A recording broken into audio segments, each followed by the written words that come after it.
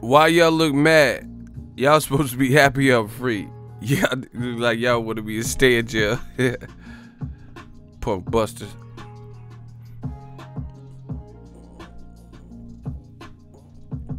We throwing up that dub, cause that's what we got. We got that dub, straight win. West Side, baby. Eagle Valley in the building, like, we gonna do it. What up, Fight World? Picture me rolling. Free like OJ all day. I know they mad. They can't stop us. New media.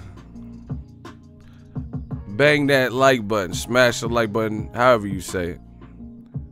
We working.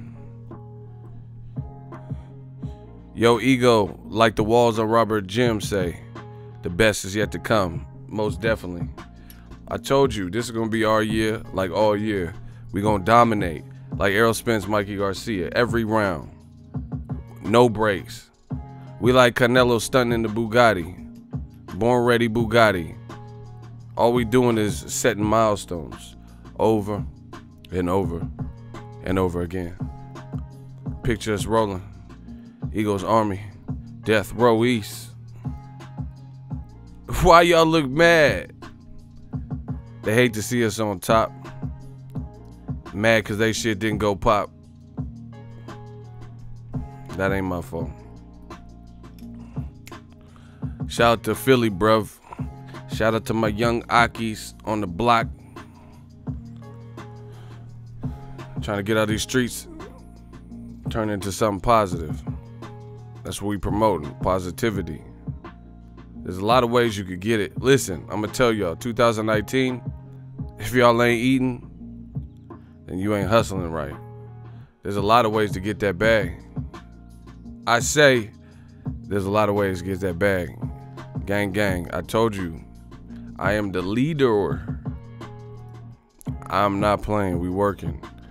And we gonna keep working. Like Eminem say, first take, I make mistakes, just keep it. It don't matter, we make mistakes, fuck it. We gonna learn from them, bounce back. Riverside, West Side. Riverside, motherfucker.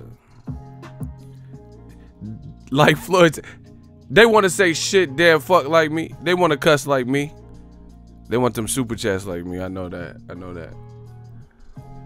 Shit, I'm eating white cheddar popcorn right now. Actually, I just bought some, but it's in the other room. What's up with everybody? You know, we just warming up the mic, chilling before we blast off. I'm about to blast off like NASA, dog. What's your opinion on Conor McNuggets on his fake ass retirement? I think it's either a standoff with the UFC, like a standoff with the UFC. You know, maybe he wants equity or some shit, or you know, it's a publicity stunt basically. I don't think it's gonna stick. Like we'll never see Conor in the ring or octagon or bare knuckle or anything. Make sure you guys smash the like button. That helps us get going.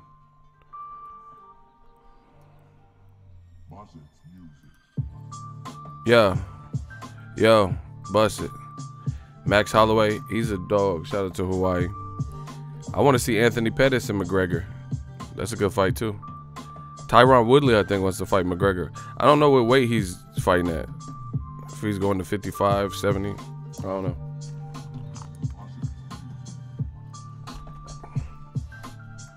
Yeah, I don't think Conor's really retired. See, this is the thing. He's already played that role. He already played that gag. He said he was retiring before. He already did this, and then he fought after that. So, you know, I really don't believe it. Tyron would KO Conor. Yeah, you know, Woodley got smoked, but he just lost to Usman. So maybe his confidence is not where it was. Yeah. We just jamming out, riding out, playing a couple beats. So YouTube finally sends a notification. They know we popping. That's why they're sending the notification on my subscribers. but the revolution will not be televised. Now, I'm feeling good, man. There's a lot to be happy about and to be thankful. Everybody should bow their head and thank God they woke up today.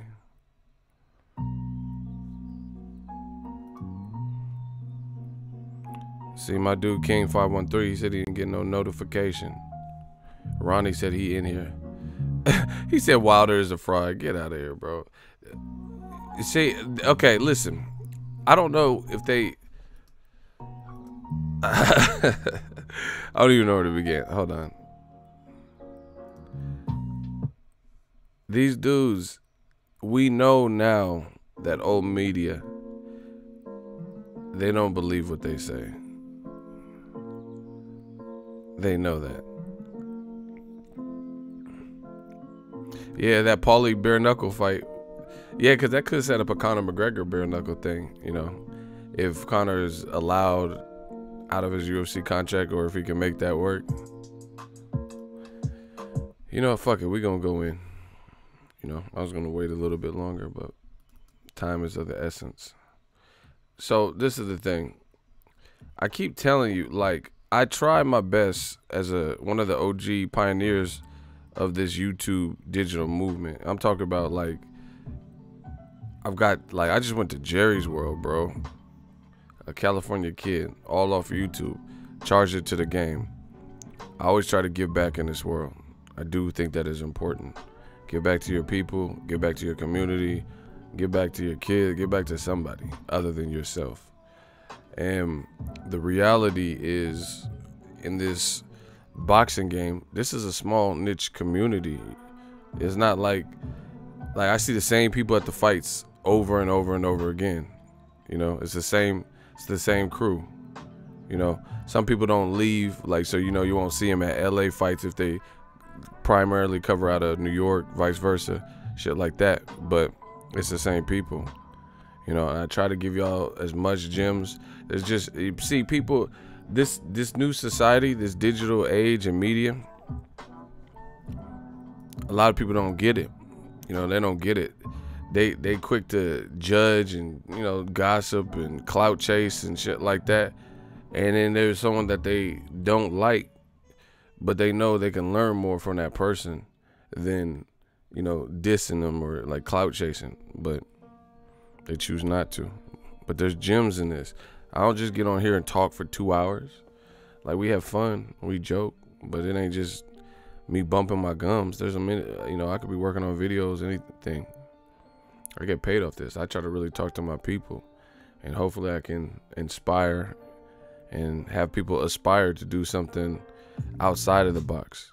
You know, I think me coming in the game in this boxing shit, that's one of the things I know for a fact.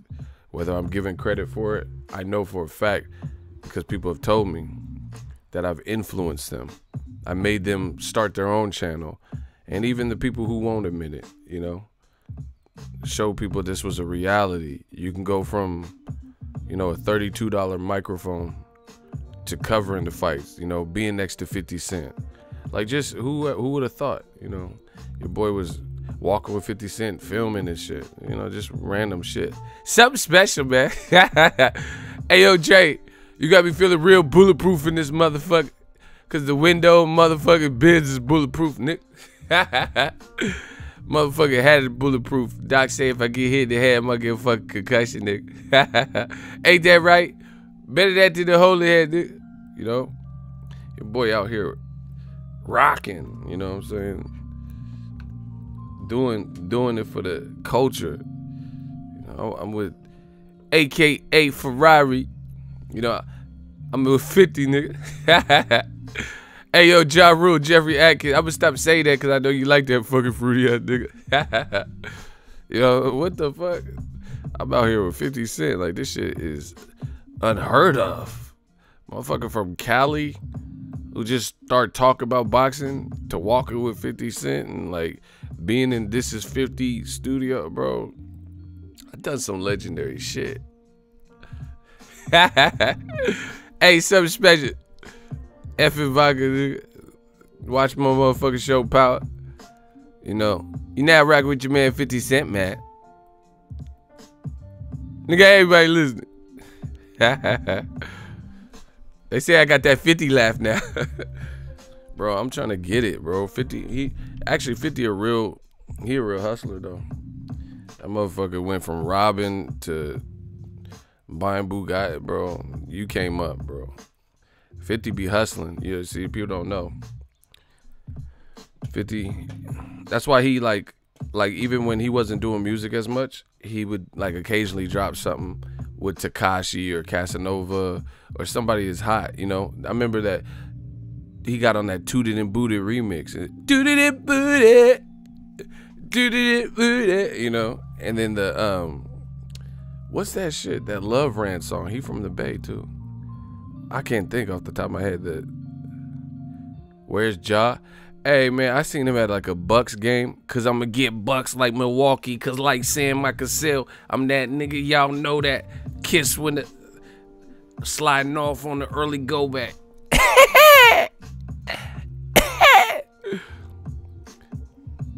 I think that's why people think I'm from the East Coast, cause I be doing all these East Coast impressions. They really be thinking I'm from that motherfucking shit.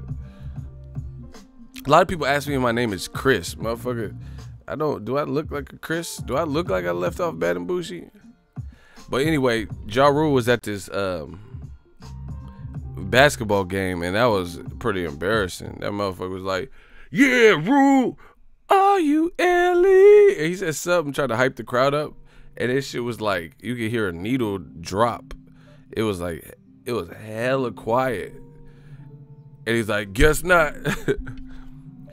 Hey, but Rule, he kind of went pop, and he had some hits though. But before his old shit, it was cool, like Vidi Vidi Vici and shit.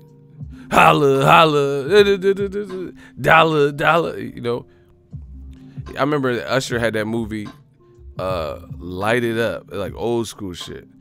And he was like, how many wanna ride with me? How many wanna ride with me? How many wanna ride with me? How many wanna ride with me? That shit was, hey. That shit, hey, that Ja Rule shit, that shit right there. Rule, baby. They had a little Bone Thugs and Harmony sounding beat. How many wanna ride with me? How many wanna ride with me? That shit's kind of harsh. It ain't even a question how my dough flows. I'm good to these bad hoes. It's easy to pimp a hoe. Bitches better have my money for show before they go running their mouth promoting how. Like, can I get a fuck you? Can I get a fuck you? Let's get it, bro. Most Puerto Ricans and Italians arch their eyebrow. That was random.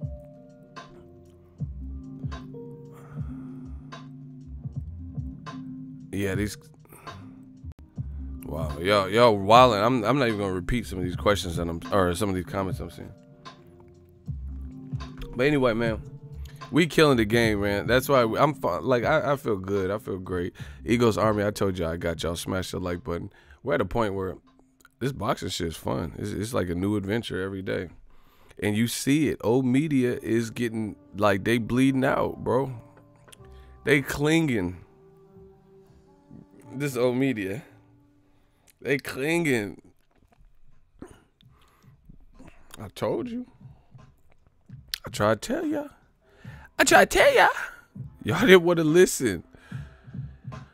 Listen, in this boxing game, it's over. Everything starts from now. You have to be talking about something in the boxing game. If you're like, maybe you can get by, like if you just do like weigh-ins and you know, and nobody knows what you feel about boxing. But if you come in the boxing game this day and age, the age of new media, Eagles Army, digital mob, you have to be talking about something. You will not last as a commentator, you know, someone who gives commentary on boxing in this game. You're not gonna make no money in the game. You ain't talking, because one, Eagles Army just getting stronger.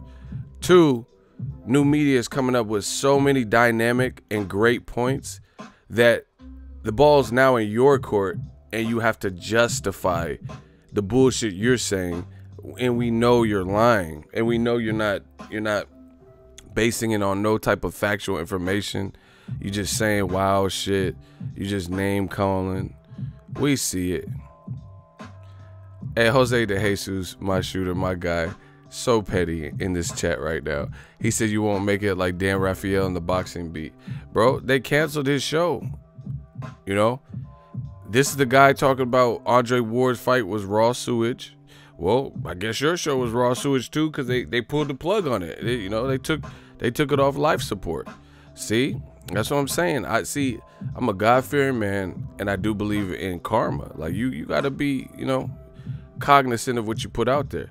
You always attack Ward. Like, I see the games. You talking about some raw sewage. Okay, so your show was raw sewage then, bruh. And I'm at the fights. And, it's whatever. I'm at the fights. If anyone ever had a problem with me, I'm at the fights.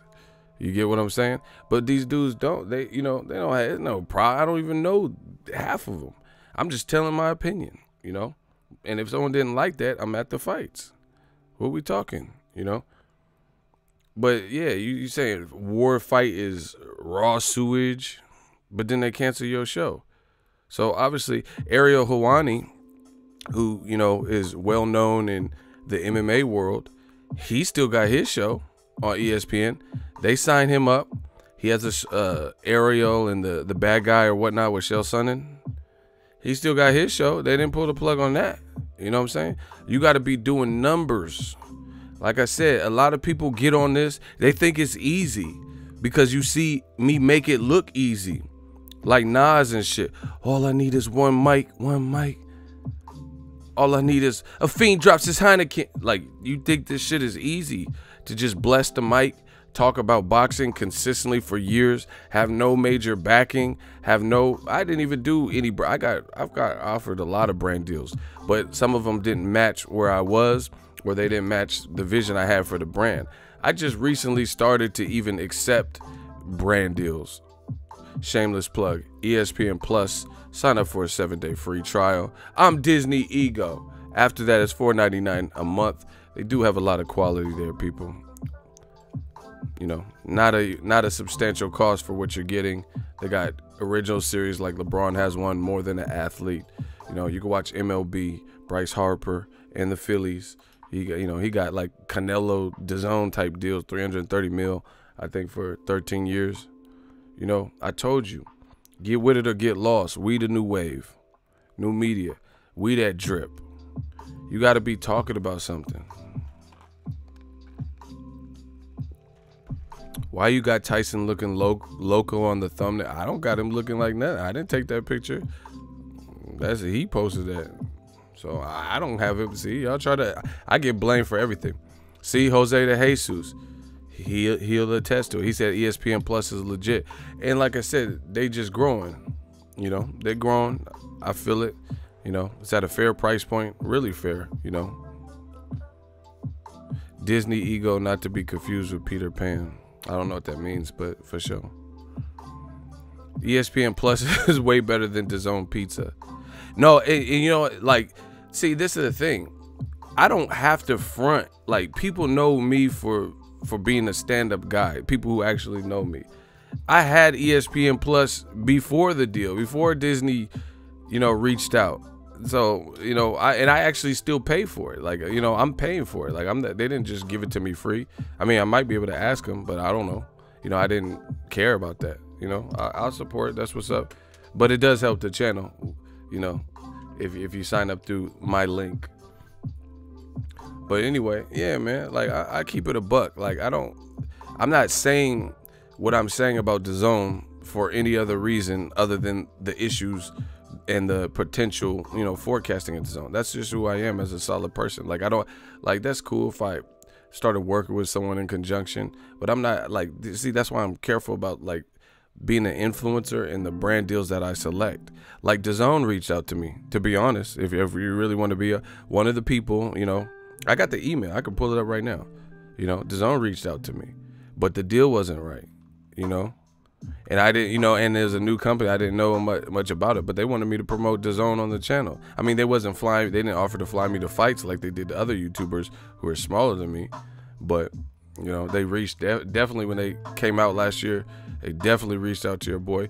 But like I said, things have to align with my brand, with my vision. I'm not just out here trying to feed people something. I actually used ESPN Plus and perused through it and used it and watched Pacquiao versus Matisse and, you know, different shit on it.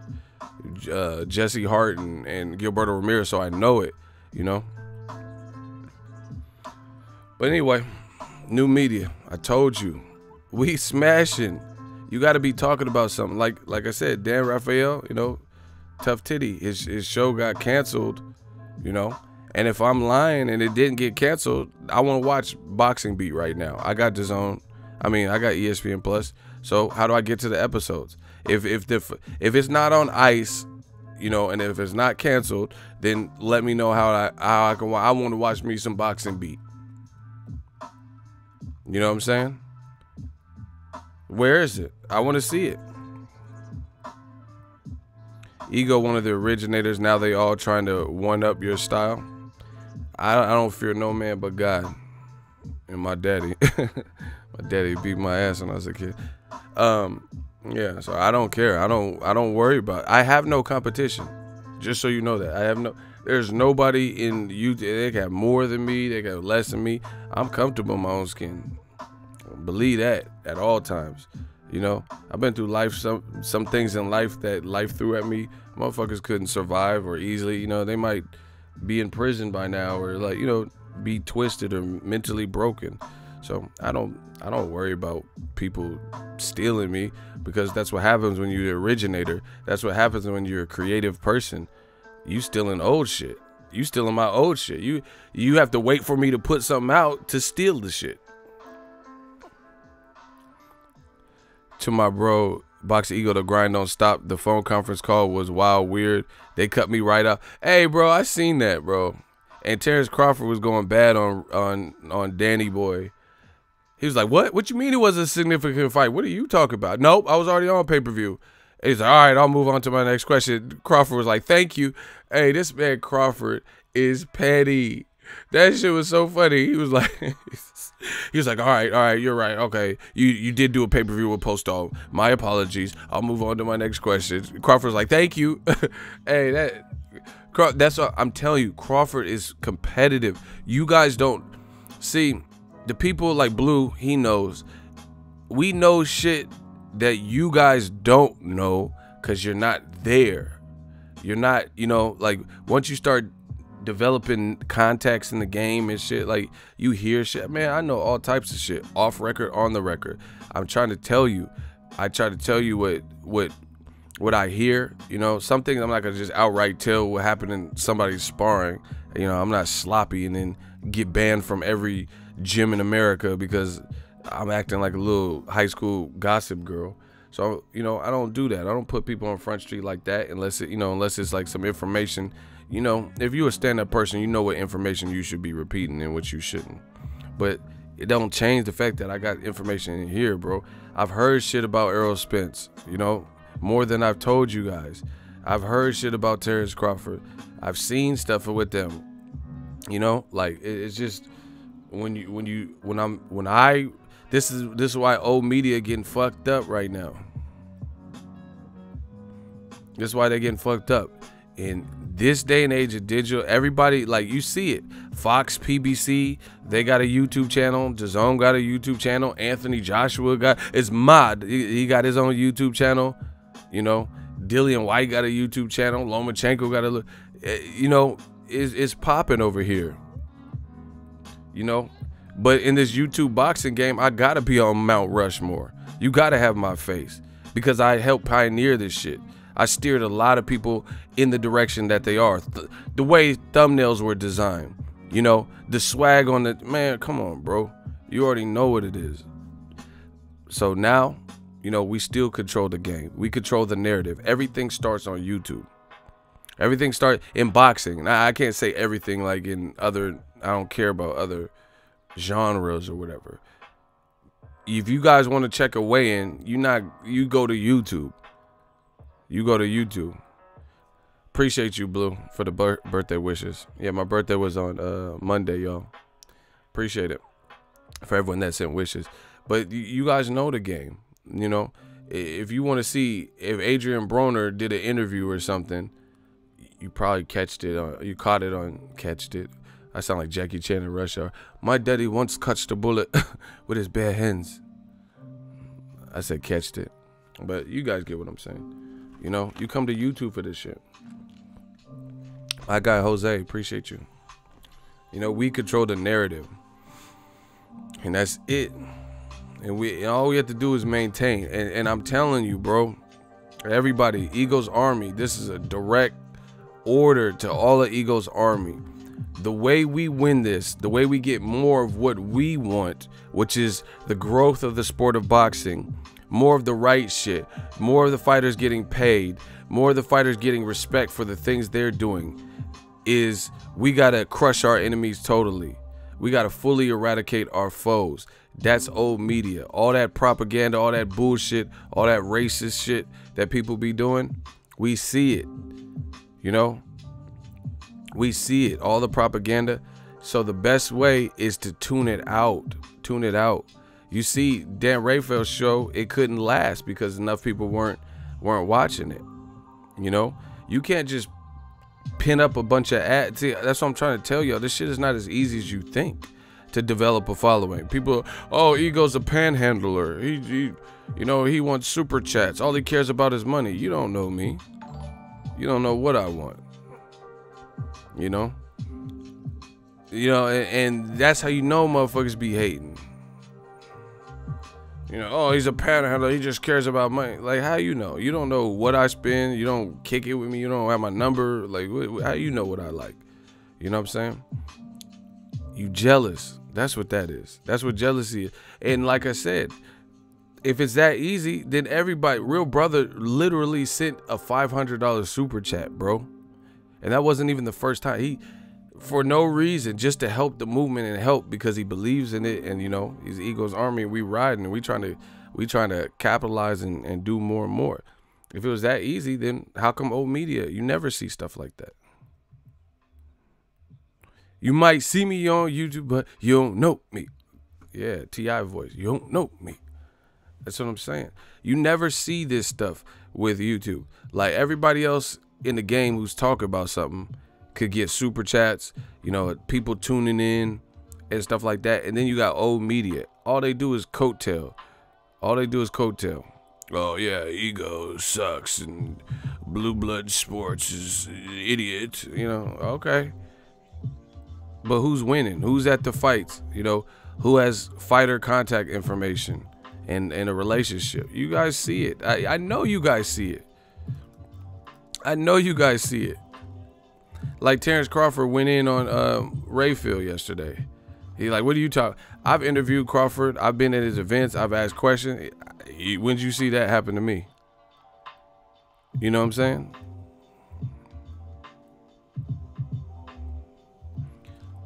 I asked Deontay Wilder questions. And he was like, man, watch your channel. You know, shout out to you. This brother speaking the real support. You know, stay tuned. So what we talking about? You don't see that. Like all these, like, okay, let's talk about the title of the video, Tyson Fury. For example, I pulled up on Wilder. I spent hundreds of dollars to go leave Spence Garcia in Texas. Instead of taking my ass back to Cali, where I'm at, where I live, where I reside, I spent hundreds of dollars to get hotels and flight to pull up on Wilder because I'm going to support, because I know what he's doing and I know he's doing what he's supposed to be doing as the heavyweight champion of the world. So if you representing like that, I got to represent. Even if it means I got to use some money for one day or, you know, whatever, I'll take that loss. I'll take, you know, even if, you know, the press conference wasn't good, which it was good, but even if what, I'll take that gamble because I'm supporting what's right in the sport of boxing. And you seen he did that little kind of like shout out to him. Flip side, you look at old media, they say, oh, Canelo, he'll knock out Andre Ward. Canelo ain't giving you no shout outs. The motherfucker buying Bugattis. This is that old media shit. I'm telling you, I know y'all see it. It can't just be me.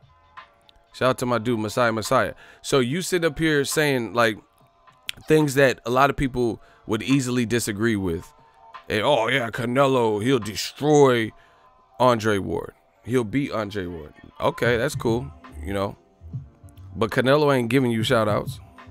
Canelo don't even know who you are. He don't even know you exist. I promise you, the people that I show love to, they know I exist. You know, even some people who I've had criticisms for, they know I exist. And I know that for a fact. Because I'm me through and throughout, you know. So I'm here to do my job, speak my opinions, keep it pushing. Old media getting slaughtered. You know, oh yeah, Mikey's gonna move up 2 weight classes and destroy Errol Spence and win every round. You didn't hear me say that. I love Mikey. I think he's a phenomenal fighter. But you didn't hear me say that. But the, you know, people that did, then after, you know, oh yeah, you know, they gotta make excuses. Mikey was a small guy. Okay, if he was so small, why'd you pick him to win? Mikey's 126 pounds. Why'd you pick him to win? I'm telling you, all that old media shit, we see the tricks. And now that it's on Front Street and everyone see it, good luck. You know, good luck trying to pull it off.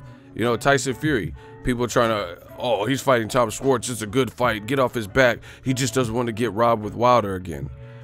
Tyson Fury ain't co-signing you. He ain't like saluting your channel, you know, like an authentic salute. Like that shit with Wilder, that wasn't planned. I was about to turn my camera off.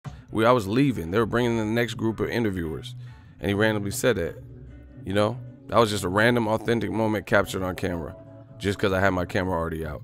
Tyson Fury ain't doing that, you know, unless you like beg him, you know, ask him, oh, hey, can you say shout out to John Doe Boxing, you know, say some shit like that. Ward definitely beats Canelo. Love Canelo. His Bugatti is sick.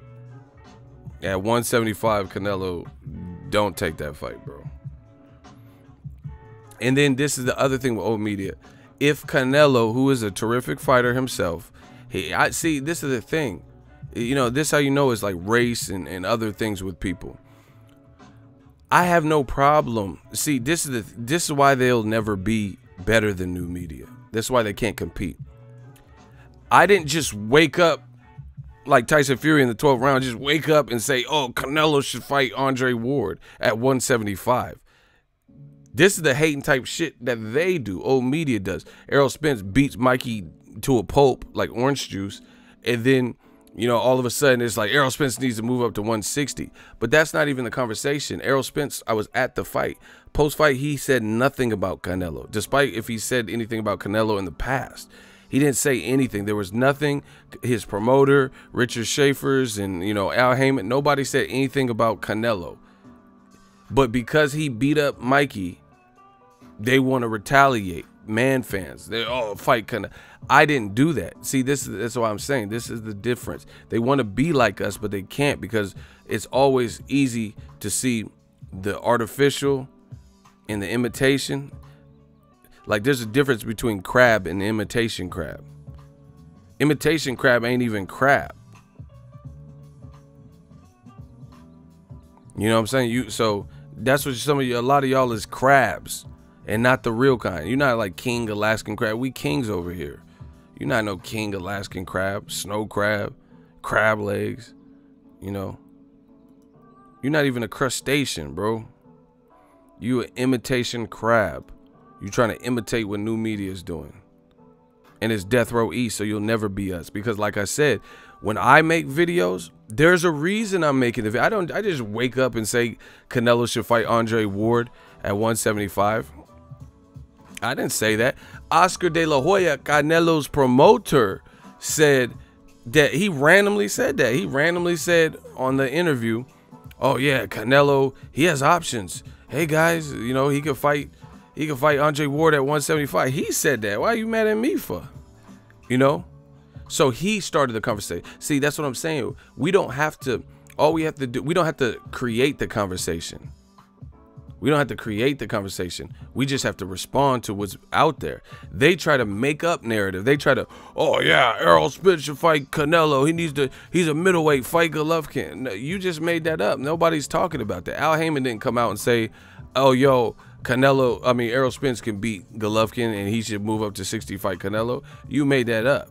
But this is what happens when you're dealing with logic and reason and rationale versus you're emotional and you're just trying to compete or go tit for tat. Boxing is not tit for tat. There is no equal. Some fighters aren't created equal. Some matchups, those two fighters are created equal, and it's a good even. But Errol Spence showed you, fighters are not created equal, Mikey Garcia is a very good fighter, but he was made to look average by Errol Spence because Errol Spence is his mindset and his physical skills and everything, the whole picture, ring IQ, his jab was leagues above Mikey Garcia at any weight. Floyd beat bigger guys. Sugar Shane Mosley beat De La Hoya, a bigger guy. So, people, that's the thing. That's why they can't compete with new media, because they want everything to be equal, but there is no equal. Unless you're talking about a sugar substitute. That's the only equal. There is no equal. It's not like like Floyd, Canelo's not equal to Floyd. You know what I'm saying? He hasn't done what Floyd's done. He hasn't made the money. He's made money, but he hasn't made the money Floyd made, and he hasn't accomplished what Floyd's had. And then when they fought, he got dog walked. You get what I'm saying? But that hurts people's feelings for me to say it so candidly. And then they take it like, oh, you hate Canelo or you're insulting Canelo. I'm not insulting him, but you want it to be equal, and it's not. This is what they do. Like the man fans, when a decision Canelo makes, they bring up Floyd. A decision Triple G makes, they bring up Floyd. What does Floyd got to do with Triple G's decision-making process? If Triple G wants to fight Balrog or whoever the fuck he wants to fight, that's his business. That's his deal. But that's why new media, we just stay on top, because we on top of it. We don't have to make these like fake ass scenarios up and shit like that. I'm talking about who Tyson Fury selected as an opponent. Tom Schwarz. This is who they chose to fight. This is what old media does. That's why they're dying out. They'll be like, oh, if Deontay Wilder was fighting Tom Schwarz, then you'd be sucking his dick. You would love it. What? So now that's what's up. We're making up scenarios. So Wilder isn't fighting Tom Schwarz, but you just made that up and told me how I would react if an imaginary situation that is not actually going on were to have happened, which was never discussed and never the case. So like Joshua said, I deal with reality. Tyson Fury chose Tom Schwarz, not Deontay Wilder, not Anthony Joshua. So we take it accordingly. They want to be like us, so they try to go tit for tat. But you can't go tit for tat. Your arms aren't long enough to box with God. You know what I'm saying? If Wilder picked Tom Schwarz, you'd be loving the fight. That's not the case. So why are we talking about something that is simply not true and not the reality? You can't just make up a scenario that didn't happen and tell me how I would react to that imaginary situation that you just made up. You see how stupid they sound? If Terrence Crawford fought Tom Schwarz, you would love it. You would love this shit. You're nothing, man. You're nothing, man. You're nothing, Malik. They be talking like Remy. Why would Terrence? Who did? The Black Channel. Remember Remy in Higher Learning? And he was like, you're nothing, man. You're nothing, Malik. And like, Malik? Malik, motherfucker? What? It'd be like Michael Rappaport and shit in Higher Learning. Remember he had that gun and he was hella scared with the gun? You're nothing, man. You're nothing, man. You're a monkey. You're nothing, Malik. I'm a monkey, Malik. What's going on, bruh? You're nothing, man. You're a monkey, man. You're nothing, Malik. If you haven't seen it, watch John Singleton's Higher Learning. Y'all some Remy ass motherfucker. Remy ass. I ain't talking about Remy Martin. You some Remy ass motherfucker in this boxing game. You're nothing, man. You're nothing, Malik. You're a monkey. I know they hate so bad, bro. They know they mad. They know they mad because they know what I'm saying is true. They're like, fuck. You're nothing, ego. You're nothing. You're just an ego. You're nothing, man. You're a monkey. Oh, all right, bro. Let me be that when you see me, too. Let me be that monkey. We gonna, yeah, it's gonna be some, yeah, I'll be that monkey. Donkey Kong your ass and throw a barrel at you. Yeah, I'll be all types of shit on this internet here. Yeah, you dig? Yeah, you're gonna see a monkey. You're gonna see Caesar from Planet of the Apes. I got you. I got you on that Caesar. Go! I got you with the monkey shit. All right. Bet that up. Bet that up. I promise you, bet that up. These motherfuckers be, hey, monkey. All right. Come with the monkey shit. We gonna see some monkey. Planet of the Apes out this motherfucker. War of the Planet of the Apes. We gonna see some monkeys. Some silverbackness going around. You know what I'm saying? Yeah, we're gonna see Gervonta Tank Davis gorilla emoji out this bitch. I'll be all tight, yep. You know. See, y'all got me fucked up. Real talk. Y'all really got me fucked up. You know, I don't walk around, you know, like I said, you're nothing, man. You're my, all right. Gorillas in the Mist, Sigourney Weaver. I'm Link out this motherfucker. I'll be all types of monkeys on this here internet. Like I said, Gorillas in the Mist. You got me. You got me good. Make sure, like Arrow said, keep that same energy. It's not a game, bro. We see this shit. We see what they talk about. You notice motherfuckers always got a opinion on black issues. Like, you know what I'm saying? Like culturally black issues. Like, oh, Mayweather's decision to rock Gucci, you know, Juicy Smollett and all this shit. You know, always got something to say about that. Meanwhile, Trump out here saying what the fuck ever he want. Fuck her right in the pussy. And no, you have no commentary for that. You know, Q-Brat Pulev grabbing bitches' mouths and shit. What? Come on, bro. Y'all got me fucked up. Bro, I don't know if he did it or got beat up or whatever. I can't trust a motherfucker named Juicy. I know the charges got dropped, but I'm just saying, me personally, like it's not even that I just can't trust. I really can't trust. Like, I mean, do you wanna have a sleepover with a motherfucker named Juicy? No, fuck that.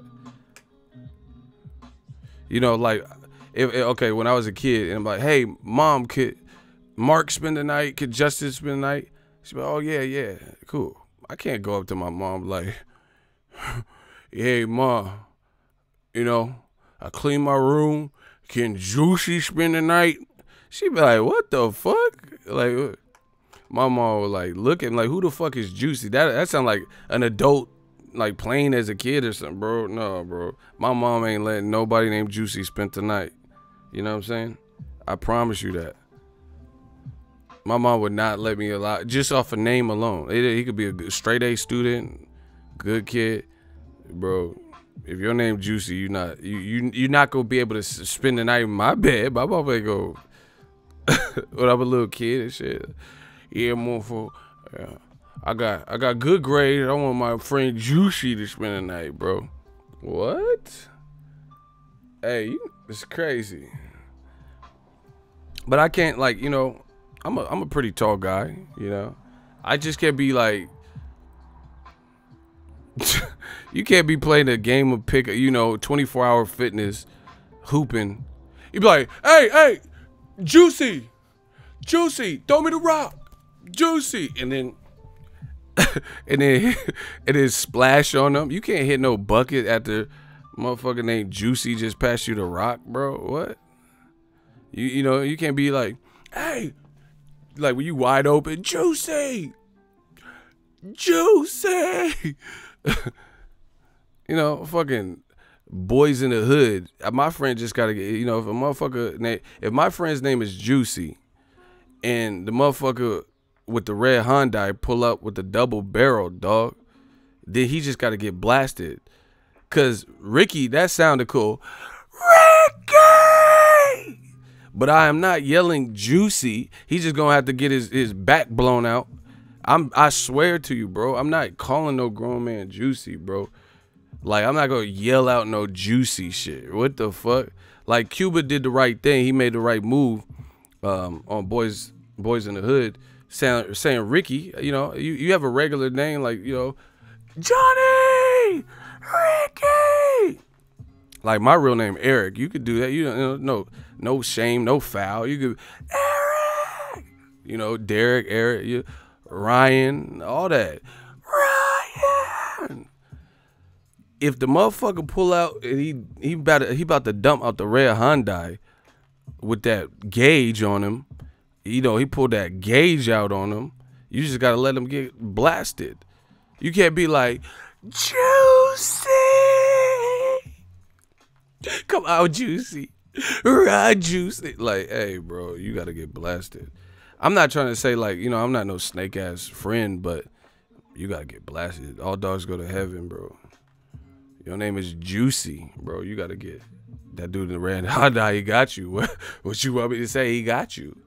Wipe yourself off. You dead. Like, you know, I'll be at your funeral.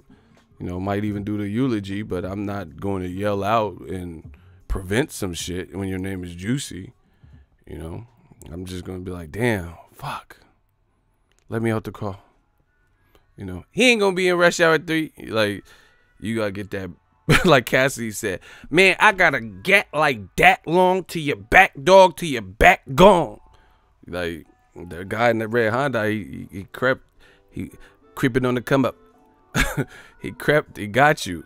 Cause I'm not screaming Juicy for no dude, bro.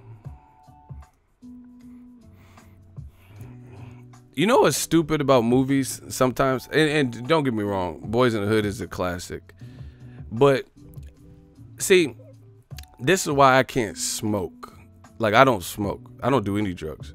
You know, I drink occasionally socially, but I don't do drugs. I don't smoke because I have smoked before. And the thing with weed is my brain is already like, I don't know. I don't even want to smoke now because y'all got fucking names that I don't even want to. You better smoke this death. Like, I'm cool, bro. This cardiac arrest, like, I'm not like, I'm talking about smoking like decades ago and shit like that. And that shit had my brain like thinking too much, so I don't even want to smoke the shit y'all got. Yeah, smoke this shit. I got a bag of that incest. Like, incest? I don't want to smoke that. You fuck around smoking some incest and be trying to hit on your sister and shit, bro. Y'all got me fucked up. Motherfuckers, they got the weed too powerful now, and it's legal, so the strands just be too powerful now, bro. Man, I got this bubblegum incest. I got that granddaddy, got that great grandfather. Hey, bro, I don't need all that. But anyway, I don't smoke, but I have smoked before, and that shit, my brain, I think too much. So I would like start thinking about weird, trippy shit, you know, like be watching Boys in the Hood, and be like, hey, John Singleton did his thing.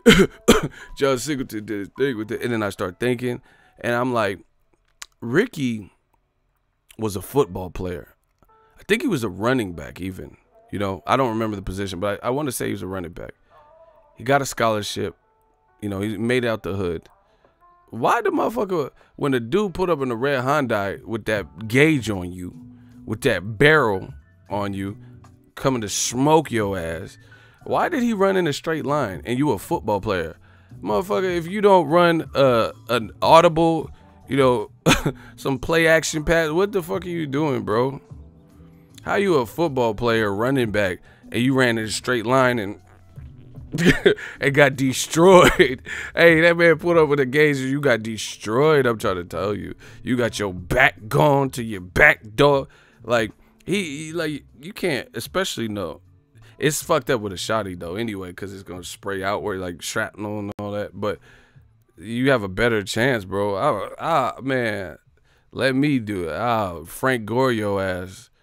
I'm not saying I'm bulletproof, but I'm just saying if I'm a running back or football player and all that, like, bro, I'm gonna be Russell Wilson. remember playing hide and seek and like or freeze tag or touch tag and all that? You gotta touch them. I used to be trying to do some Iverson shit. Before Iverson though, you know. Remember Mike Epps when Baby D was chasing him? I'll be all, you trying to blow me away? Bro, hell no. But I never understood that about Boys in the Hood. Like, why, how you a weak-ass football player, dog? Morris Chestnut? Like, you just ran in a straight line. Like, he seen them coming and ran, but he ran in a straight line. It was like, hey, bro, you better run some routes, motherfucker. Like, this is a combine. Like, what you doing out here? Yeah, but I wouldn't have put it in the script to make a running back, a football player, run in a straight line. Like, it'd be one thing if Morris Chestnut was a golfer or something. You don't know what the fuck. A hole in one. You know, you don't know. But you a football player, I would expect you to have some level of, like, agility and running ability. I still laugh at Jason's lyric, Mad Dog. Hey, you tripping. Forrest Whitaker. Hey, Mad Dog. Mad Dog. He slapped her. Oh! He act like he hit a home run. Like, you hit your chick, bro. What you doing? That motherfucker celebrated like he got a grand slam. He was like, oh, Mad Dog. Mad Dog. Oh, he slapped her. Oh! What you celebrating for? You just caught a DV, bro. What? I like when that bum tried to rob him, and or pickpocket or whatever the dude was, and he had him on that chain link fence. Forrest Whitaker, Mad Dog was, he destroyed him, bro. Hey, for life, one deep, get out of here. He said, marry me, marry me. He really. See, y'all gotta watch. See, that's why I hate these kids. They don't know classic movies, bro. He said, Mad Dog was called. He said, marry me. Yeah, and then he was like. He was wild aggressive, bro. You got to tone that down. You can't ask the chick to marry you but be cockeyed and wild aggressive in the middle of the night. Like, that's not the spot. You got to be smooth about it, like Jagged Edge. Like, that's how. If you want a girl to marry you, you got to be like Brandon and what are them twins' name? What are them Jagged Edge? Brandon and Bryce or whatever the fuck.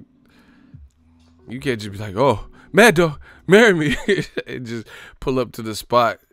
Pull up to the scene with my ceiling missing. You know, at 3 a.m. with your ceiling missing, bro. You tripping. You got to be like, this is how you get a girl to marry you.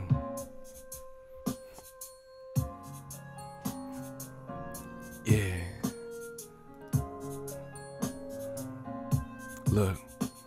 See, first of all, I know these hung up, I wouldn't tell you this. I'm what's on my heart. This is how you get her to marry you. I just want to get married. Yo, ain't dressed. We ain't getting no younger. Yeah, bro, that's how you have to hit him with that Jagged Edge, bro. That motherfucker just pulled up. Marry me. That motherfucker didn't have a ring or nothing. Y'all some deadbeat ass dudes, bro. You ain't got no ring telling the girl to marry you. Giving her ring pop candy and shit, bro. Y'all some bum ass dudes, for real. I just want to get married. You alright? We ain't getting no young. Hey, that's. I almost said the N word, but that's some hood shit, bro. You said, I just want to get married. We ain't getting no younger. Like, bro, that doesn't even, like, that don't sound like, so you just like, man, You know I'm about to be 46 this year. I ain't getting no younger. Might as well tie the knot. That's lightweight disrespectful, you feel me? That motherfucker just said we ain't getting no younger. I was like, you know I've been with your old ass for 15 years. We ain't getting no younger. I might as well marry you and shit. But, hey, y'all ain't got no game. Y'all motherfuckers ain't got no game in this motherfucker. I just want to get married. Yo, we ain't getting no younger. Like, that's your reason for marrying her? It's not because you love her and she held you down when you went to prison. You ain't getting no younger, so you want to marry her. And you didn't have no ring. Y'all some deadbeat ass dudes, bro. Get it together. Get your life. No plan, no ring, just move for nothing. That's what I'm saying. Just because you ain't getting no younger. You know, it's a fucking leap year. I'm feeling older than a motherfucker. I got arthritis, so, you know, we might as well get married and shit. What? Y'all gotta treat these ladies like ladies. You gotta treat them like Remember on Don't Be a Menace when she had that 40? Now that's a lady. I always forget, like, not forget, but Robin Givens and Mike Tyson, that just seemed like a weird couple. Like, he was doing an interview with Barbara Walters, and she was talking crazy, and Mike was just sitting there. Just listen to Robin. Listen to Robin. It's okay. Whatever she said, it goes. You know, she was like, yeah, Mike has a temper, and I asked him for $100,000, and he choked me, and he was like... Mike was just on the couch like, Robin's white. Whatever she said is accurate. It's accurate. Like, are you saying Acura, Mike? No, I said it's accurate. Nazareth. Hey, I fuck with Mike, but please don't knock me out. But Mike, yeah, bro, he got some classics in there. Come and say that to my face, you punk ass. I'll kill you in front of everybody. Like, hey, bro. Listen, I'm not even trying to be funny. I'm not trying to disrespect nobody's set. But do you know how rough Brownsville must be to birth, you know, and, you know, be the stomping grounds of Mike Tyson, Cannon Break? Like, look at how they acting. Like, you know what I'm saying? Like, that shit must have been real rough. Because Cannon Briggs is like, yeah, let's go, champ. Ah! Like, you know, he going crazy. He chased Klitschko down in the water. Like, dude, bro, Brownsville must be rough as fuck. I thought I knew some hoods, but, hey, shout out to Brownsville, Bedford-Stuyvesant, all that shit, bro, because y'all must got some real rough hoods, because these Brownsville dudes, they really out here for real. Like, you know what I'm saying? Yeah, I said yeah. Like, Cannon Briggs be, like, scary as shit. He be, like, working out, looking at, Chim! Oh, shit, what the fuck? He looking all bug-eyed at it. Yeah, I said yeah. Neck muscles and veins and shit. Oh, shit. Yeah. Champ. Don't do him like that, champ. What you talking about, champ? I remember when Klitschko touched his beard, he's like, get off me. Get off me. Don't you ever do that. Don't never touch my beard, champ. Champ. Like, this motherfucker. He saw. Yeah, like, this motherfucker, he was a baddie in Bad Boys 2. Yeah, I said yeah. Fucking Tyson. Bro, if you threaten to rape a man at a media event, like, this motherfucker got a credential. He said, come and say that to my face. I'ma fuck you in front of everybody. Ill. Like, what? Bro, I know some of you guys have been in fights. I ain't never been in no type of fight or in close quarters or really far away altercation where it got to a point or it escalated where, you know, in the midst of the altercation, they threatened to rape me. You know what I'm saying? I don't want to be in any city. That's why I'm not going to prison. You know what I'm saying? I don't even want to be, like, because you automatically win. You won. Even if I thought I could whoop you, you won, because I'm not trying to call somebody's bluff in that way. come and say that to my face. I'm gonna fuck you in front of everybody. I'm not gonna be, oh, no, the fuck you not. And then he beat my ass and be like, I told you I was gonna rape your dumb ass. Like, hell no, bro. That's a chance I don't want to take. Fuck that. Even if I thought I could get you, like, man, there's no way. I got this right hand for him. I'm not chancing that. So you win by default. So if anybody ever was finna fight me, say some shit like Tyson, you win, motherfucker. You win. Like, he said, come and say that to my face. I'm gonna fuck you. I'm gonna fuck you in front of everybody. I'll play dumb, bro. Who, me? Am I the one getting ready? Like, I'm the one in the crowd? Is he talking to me? You know how motherfuckers when they get called out. Cause, bro, I know when you get scared and your butthole pucker, like, you know, you get scared. So I know whoever he was talking to, that's what happens. Pause. Your butthole will pucker with someone saying some shit like that. And then they try to play dumb. Like, you started it. You pissed him off. Go talk to him. He want to talk to you. Mike want to talk to you. Mike want to talk to y'all. Go talk to Mike. He up there. He want to talk to you.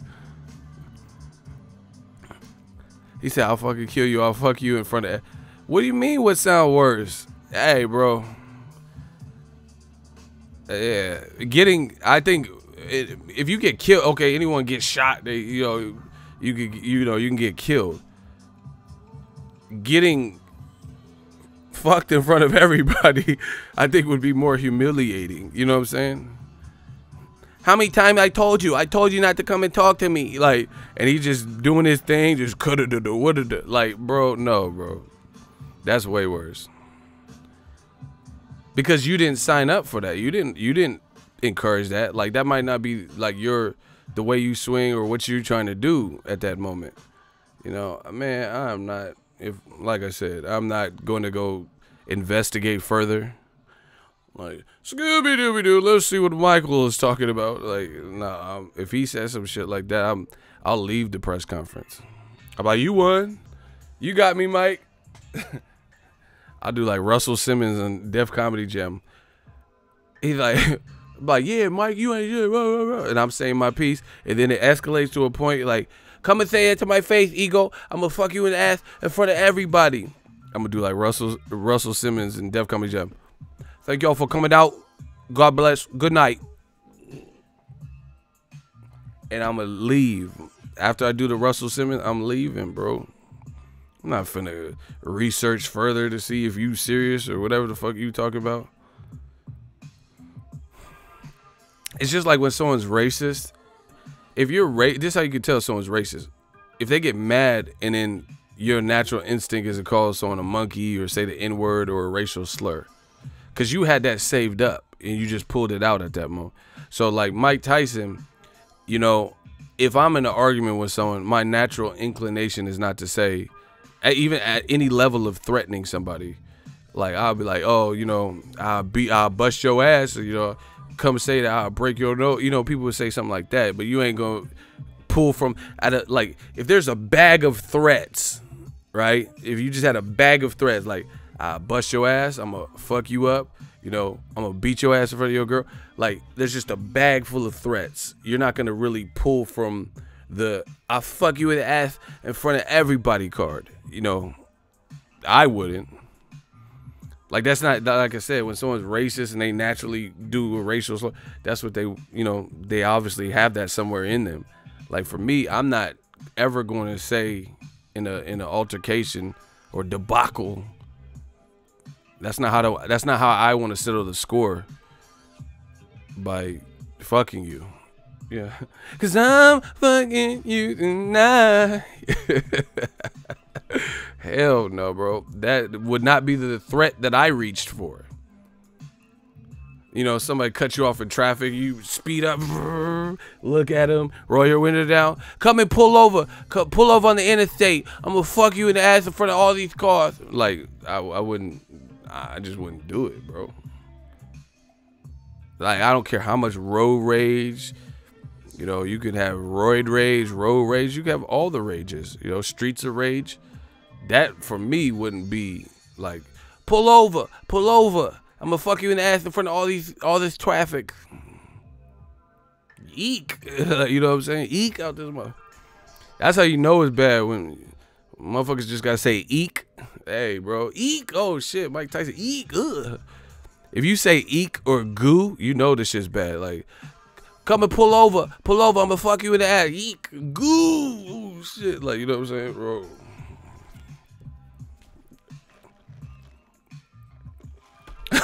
Hey, you almost made me spit out this coffee. Victor, you gotta chill, bro. He said, I'd speed away.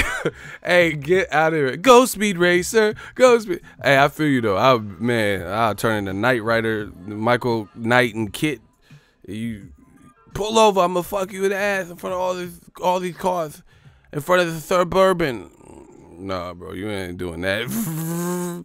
I'll Vin Diesel out this mother Fast 8 and shit, bro. What? I live my life a quarter mile at a time. Winning is winning. Like, you know, I'm Vin Diesel, Paul Walker on the bitch. You know, you pull over. What the fuck? I look like pulling over, getting bent over on the shoulder of the road. Hey, bro, you tripping, dog? I'm not pulling over. You wounded and shit in the aftermath, and you know you gotta take a cold shower. You on the shoulder of the road crying. Hell nah. You waiting for AAA to pick your ass. Like, why'd you call AAA? Your tires ain't. I just need someone to talk to. Hell nah, bro. Like, there's nothing wrong with your tires. You could have drove off. I just need to talk to somebody. Mike Ray. Like, hell no, bro.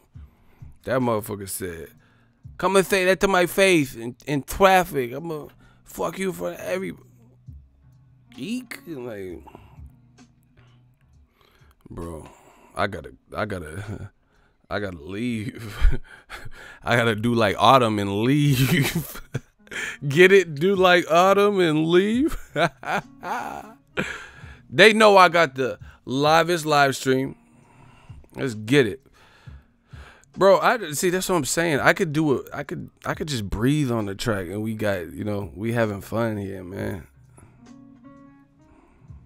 We having fun. The video about Tyson Fury, we talking about Mike Tyson and shit. That's what we could do over here. That's why they mad. But let's talk about, I do want to talk about the Tyson Fury thing. If we had a real life Ali versus Tyson, the media buildup would be interesting. Yeah, because they both like to talk that talk. I shook up the world. This man is ugly. Tyson got a gold tooth and yeah, that would have been classic. Hey, Muhammad Ali, I fight to win. I fight totally to win. He can say whatever he wants. He could duck. He wants to duck the war. You know, that would be a good one. Yeah, Mike was wild. Normally, I don't do interviews with women unless they trying to fornicate. So. You trying to fornicate. Like, hey, bro. And it's crazy how, like, you listen to music and what they would say. Like, they would drop the F-bomb, say this and that. And you look at how PC everything is. You couldn't do that now. You know, Mike Tyson saying, I just want to fornicate. I won't answer any question from a female unless you want to fornicate. You can't do that now. You know, you can't just be asked a question by behind the gloves and, you know, treat my girl Michelle, shout out to Michelle Joy Phelps, you couldn't treat her like that at a media day. You would get, you know, it would be plastered everywhere. Because Cardi B saying she Bill Cosby dudes, you know what I'm saying? And it was from like 3 years ago, and everyone's up in arms. Oh, Cardi said she on that Cosby sauce.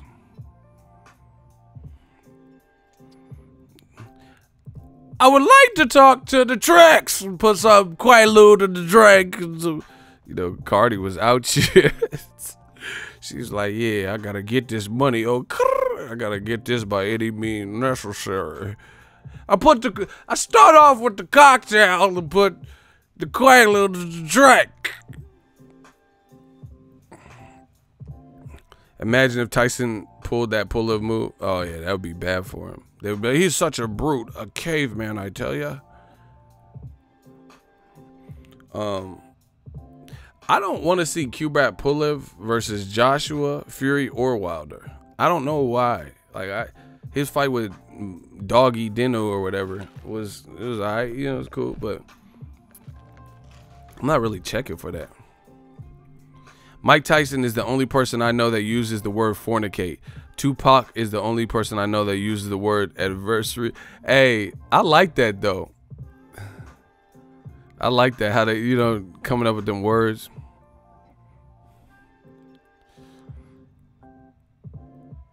It's from what we rumble, it's a catastrophe, or from revenge on bitch niggas that blasting me. Plus my alias is Machiavelli, a loaded 357 with hollow points to a nigga belly. Bust him to see if he bleed, he should never fuck around with a sick ass. They call my name out and niggas run. Let's get it. Tyson Fury. Let me play the clip.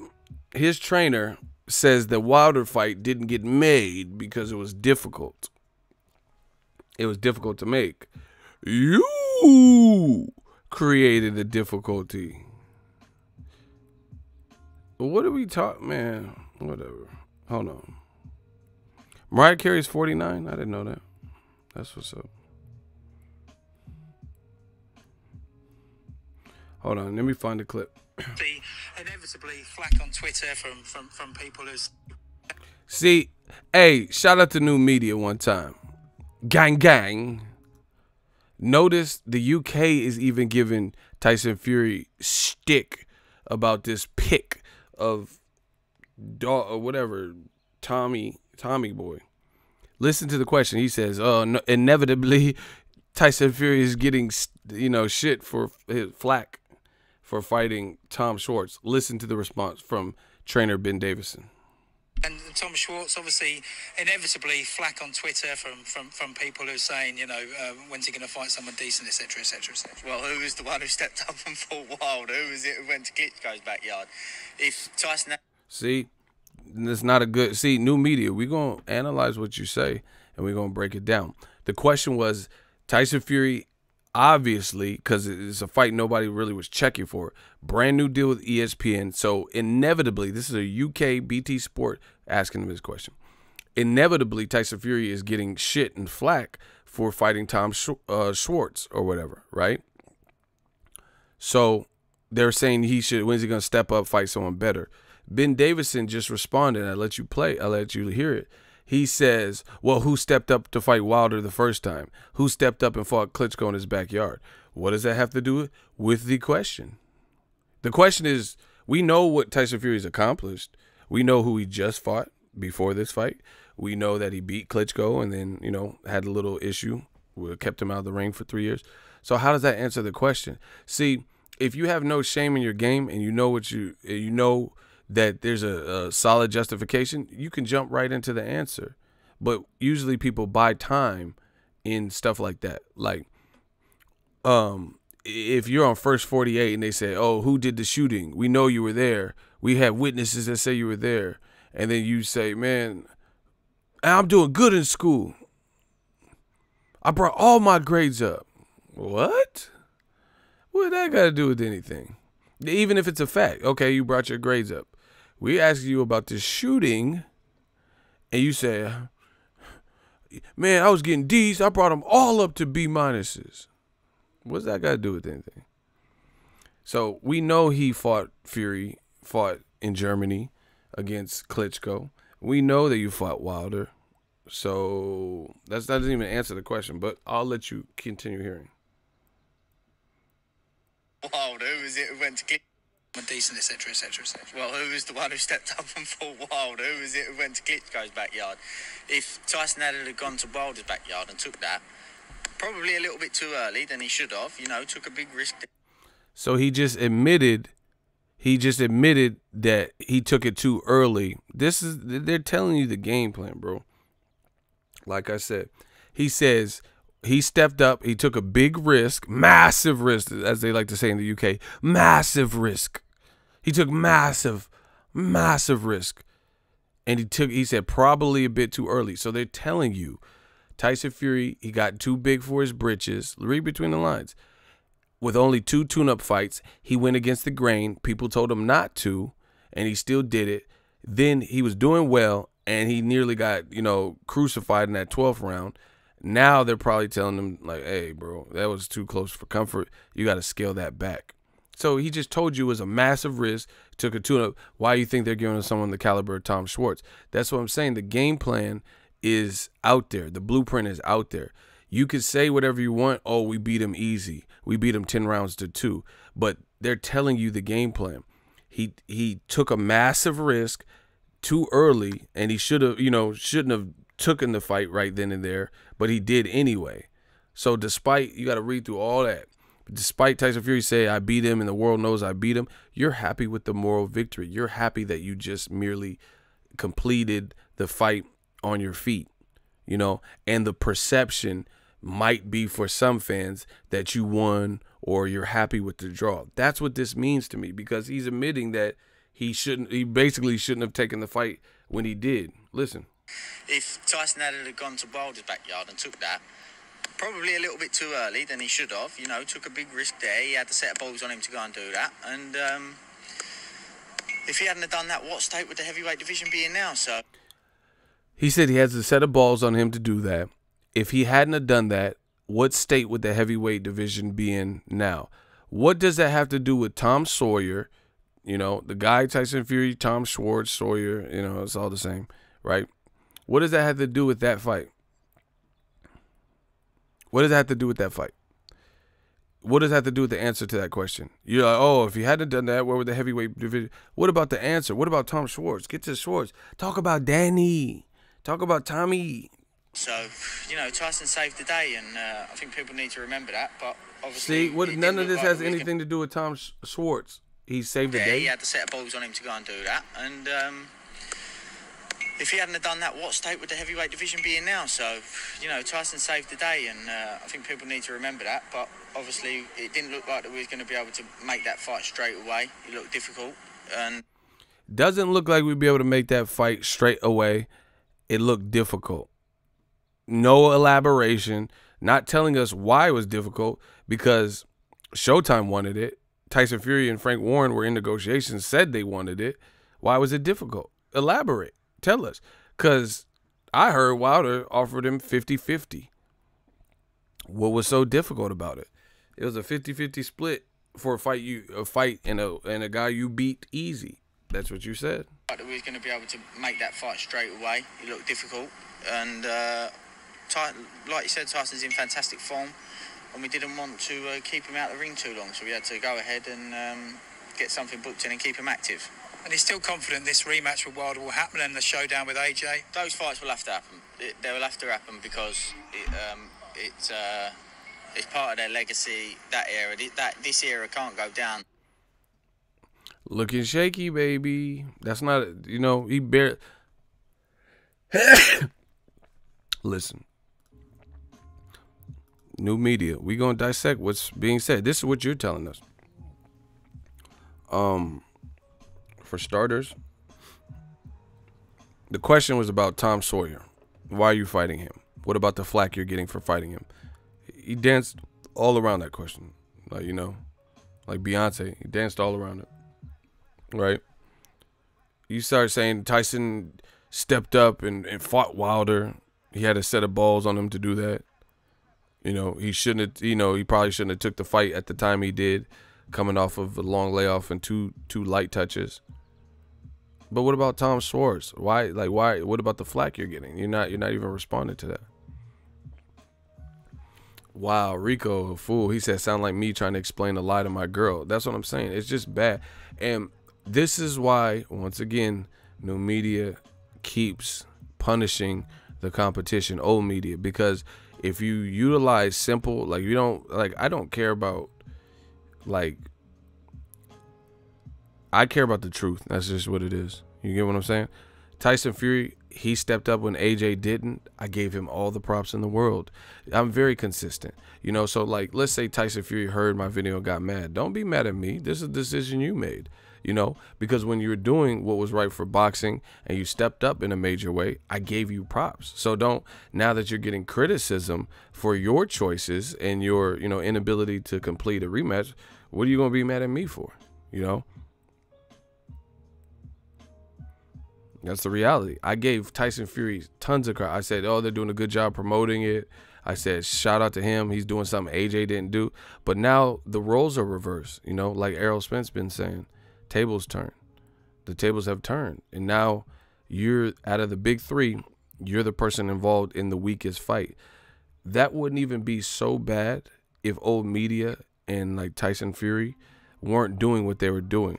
Instead of just accepting the draw, you know, saying it was a close fight and then going about your business, then you would at least have a back door. You would actually, like, old media, what they do is, like, they want to, like, talk shit or say shit and say bold statements that locks them into a room with nothing but the truth. No windows, no clocks, just you and the truth. It's like a padded room. And they trap themselves. Tyson Fury, here, I'll give you an example. If Tyson Fury said what I have been saying about Wilder Fury 1, then he would at least have a way out. I told you then and now, I always tell you guys, remember the then and now. I said I thought the fight was a draw. Yes, Tyson Fury was outboxing in the middle rounds, but I gave some of the early rounds to Wilder because Tyson Fury was not doing much. And it was, you know, he's trying to, he's in there with a dangerous puncher, so he's just feinting and trying to find his way, you know, and work his way into his game plan. He did that, and he started outboxing Wilder. Wilder was missing, looking tired, he was uncharacteristically inaccurate. But then Wilder produced a knockdown. Boom, that helps leverage it. And then later in the fight, the 12th round, he virtually knocked Tyson Fury out for a 4 count. You know, some people say it was 11 count, you know, 12 count, whatever, blah, blah, blah. So he has 2 10-8 rounds, made the fight a draw. Boom. If Tyson Fury was saying what I'm saying, then he could at least say, you know, I was in a tough fight. I stepped up at a time where Joshua and other people weren't stepping up for Wilder. I took 2 tune-ups. I did it the hard way, fought to a draw. I would like to fight Wilder again, right? But now I'm going to give myself a chance to rest, and I'm going to fight, you know, and figure some things out. He hurt me good in the 12th round. I'm going to get my bearings back, but we'll be back. And Wilder, I'm coming for you. As a man, as a fight fan, I could respect that. I could be like, okay, cool. He's at least admitting and giving credit where credit's due, saying, hey, I was doing my thing, but he caught me good. You know, now, since I probably prematurely jumped the gun and only took 2 tune-ups for an elite level fight, I already went through it, already been through it. I got out, you know. Now I'm going to, you know, take a couple tune-ups, 2 tune-ups, and then I'm going to fight Wilder and give the fans the rematch that they want. I could at least respect the honesty. You know what I'm saying? I would still be mad Wilder Fury is not an immediate rematch because, again, when black fighters have a controversial fight, oftentimes the media, the fans, there is an immediate immense pressure for them to rectify it and show us, like, oh, Mayweather, huh, you said you beat Jose Luis Castillo, huh, do it again. And then he does it again. And then people still bring up the first Castillo fight. You know? Oh, yeah, Mayweather, you think you really beat Maidana? That shit was a draw at best. Ugh. Mayweather showed you, did it again. Oh, Sugar Ray, you lost to Roberto Duran. You think you're better than Duran? You know, he was hurting you, man. Sugar Ray fought him 8 months later, the same year, and then he fought him again and beat him more times than Duran has beat him. Andre Ward, SOG, man, them judges helped you. You thought you really beat Kovalev? Really, Dre? Dre said, all right, I'll show you. That wasn't my best. I couldn't run in camp. Let me show you what I can do. You know, in the get back. We'll run it back, and I'm going to show you. You know, if it's a non-black fighter, oftentimes this is what you see. Like, Lomachenko still never fought Salido, who gave him a tough, close fight. You know, or beat him, actually. Triple G got a tough, close fight for Jacobs. Now he's talking about, I don't even want to fight Jacobs if he beat Canelo. I'd rather fight Canelo, the loser, if Canelo loses, obviously, hypothetically. You know, Tyson Fury don't have to go into an immediate rematch. Yeah, Lennox Lewis avenged all his losses. Oliver McCall, and he avenged him by knockout. Every loss he had, Oliver McCall was tripping in that rematch. Like Lennox gave him a nervous breakdown or some shit. And then Hassan Rahman, you know, we got distracted filming Ocean's 11. I know my boxing people. He filmed scenes for Ocean's 11 with Klitschko and shit. Was distracted, got to South Africa late, and he got upset. But then he came back and stopped Rahman. But anyway, back to Tyson Fury. You know, there's no immense media pressure for Tyson Fury to go back into that, right? Like I said, so Tyson Fury, with his behavior and what he's saying, he's actually making it worse for himself. I just went over it. If he was saying what I said, the fight was a draw, it was closer than a lot of you guys are saying with the 2 knockdowns, etc., then at least he could use that, be real with the public and say, yo, I was in a dangerous fight. I took a dangerous fight with 2 tune-ups. You know, give me some slack. I'm fighting Tom Sawyer. But this is what happens. People are too prideful, and then they end up, the pride gets the best of a lot of people. You know, I've been guilty of this, not in this situation, but in general, like where, like, you know, there's a girl you love or something, and you're like, oh, I'm not gonna hit her up or text her because I'm being stubborn or we're arguing, you know, stuff like that. And then you end up, you know, ruining the relationship or whatever the situation is, you know. So I've been guilty of like letting pride get the best of me, but this is what it is to me with Tyson Fury. Now the gloves are off because you're saying you beat Wilder easy. You're saying you beat Wilder all but 2 rounds, 10 rounds to 2. So if that's the case, then that's the standard that I'm going to hold you to. There is no reason to hop out a rematch with Wilder negotiations for any reason, even signing with ESPN. You should be the commander of your ship. You and Frank Warren, you're the ESPN wanted you. So how did they just step in and redirect your whole career, jump you out the Wilder negotiations? That's because they talked to you, they threw you a bag, and you went with the flow, you know? Like a dead body in the river. You went with the flow. You went with the game plan or proposed game plan that they laid out for you. That's a fact. You know? So it is your fault. He ducked Wilder, period. Like I said, new media, there's no mercy for the truth. The truth is the truth. Again, if Tyson Fury was saying what I was saying, he would at least be in a better position because he could be like, man, it was a draw. Let me come back right. Let me get at my best. I don't feel I was at my best. Whoom, whoom, whoom. But if you telling me you beat him easy in 10 rounds to 2, okay, fine. Why you need a tune-up? Somebody explain that. If you beat Wilder and got robbed, why would you not want a chance again, immediate chance to show the world and get that green strap? Because how often do you see, when's the time in history where you seen a fight and a rematch and it was 2 major robberies back to back? Because usually if there is a robbery in the first fight, there's a precedence, you know, and since there's a precursor fight and something to base it, judges don't want to be the one like that does an Adelaide Bird and, you know, is under scrutiny and fans angry and shit because you scored the fight, all types of crazy. You know, just like Canelo Triple G. I don't think the second fight was a robbery at all. You know, Triple G wasn't really even doing shit the first 8 rounds, to be honest. You know, he was looking wilted and looking pretty bad. So that wasn't a robbery. But even if, you know, it went to the scorecard, nobody wanted to be Adelaide Bird. So it was like when you go into a rematch, it's more pressure on judges when the previous 3 judges, one of them or all of them, were under scrutiny. Like, let's say Pacquiao Horn did an immediate rematch. Another person who didn't do an immediate rematch when he lost. You know, he just gets to move on with his career, unlike black fighters. Same thing with the Marquez. You know, Pacquiao took years in between the first 3 Marquez fights. Like 2 years, and fought Barrera and Morales and shit in between it. Instead of fighting Juan Manuel Marquez again. Facts. Once again, black and brown, you know, seems like there's a different rule book for old media. But anywho, Jeff Horn and Pacquiao, it was controversial. So if they did an immediate rematch, then there's going to be under a microscope, is going to be an immense scrutiny on the judges, the selection of the judges, just like Ward Kovalev. But guess what? Ward pulled away and showed you separation, stopped Kovalev. Judges weren't even needed. But even if it did go, you know, people are paying attention to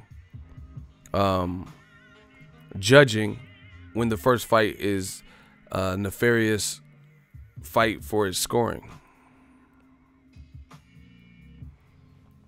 So Tyson Fury really, AKA, had no reason to not fight Wilder. No reason. Even if you thought you got robbed the first fight, you know it's going to be so much pressure on the judges and who they picked. And, you know, Sam Weisfeld from New Jersey, you know, they're going to, judges ain't going to want to get it wrong. So they're going to be intently watching the fight if it goes a distance. Ward made Kovalev bend over like he had bubble guts. Y'all crazy. And like I said, the thing that's so funny is new media. You see, they say, "Oh, Ego, you're stupid, you're retard," or what, you know, crazy name calling. You don't see nobody disproving what I'm saying and coming with a better rationale. So it must mean we winning, because where's old media at? Tell me how I'm wrong. Tell me how Tyson Fury didn't go with the flow signing this new ESPN. Tell me how, even though he was in negotiations, how you wouldn't classify this as a duck. I'm waiting. Enlighten me.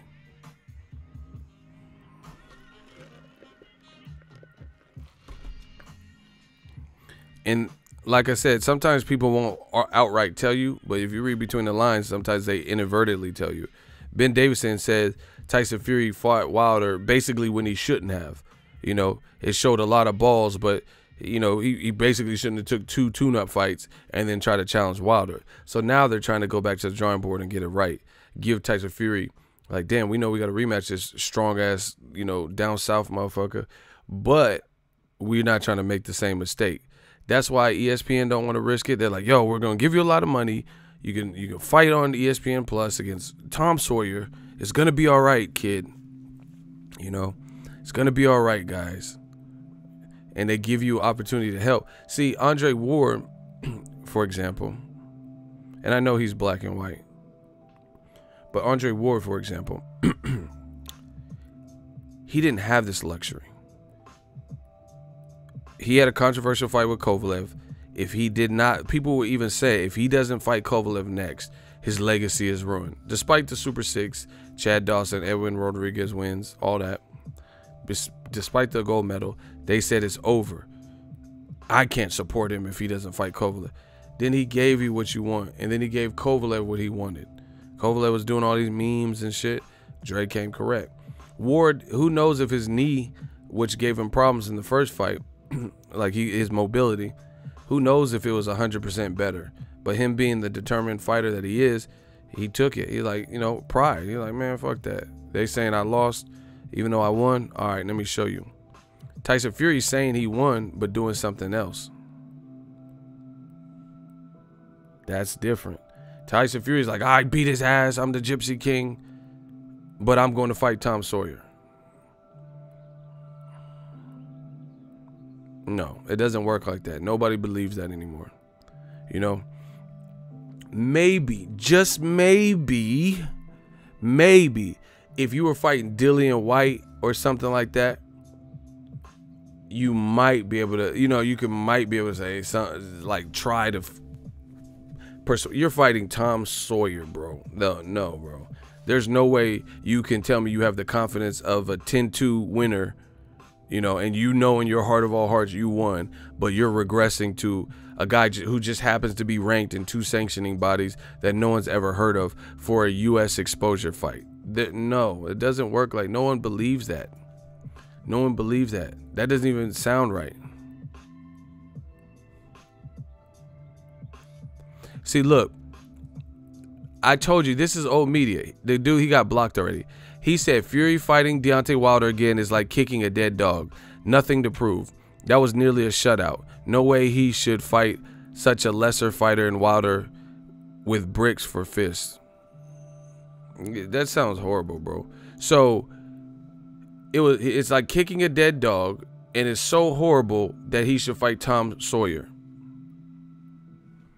I like, bro, they don't even realize it.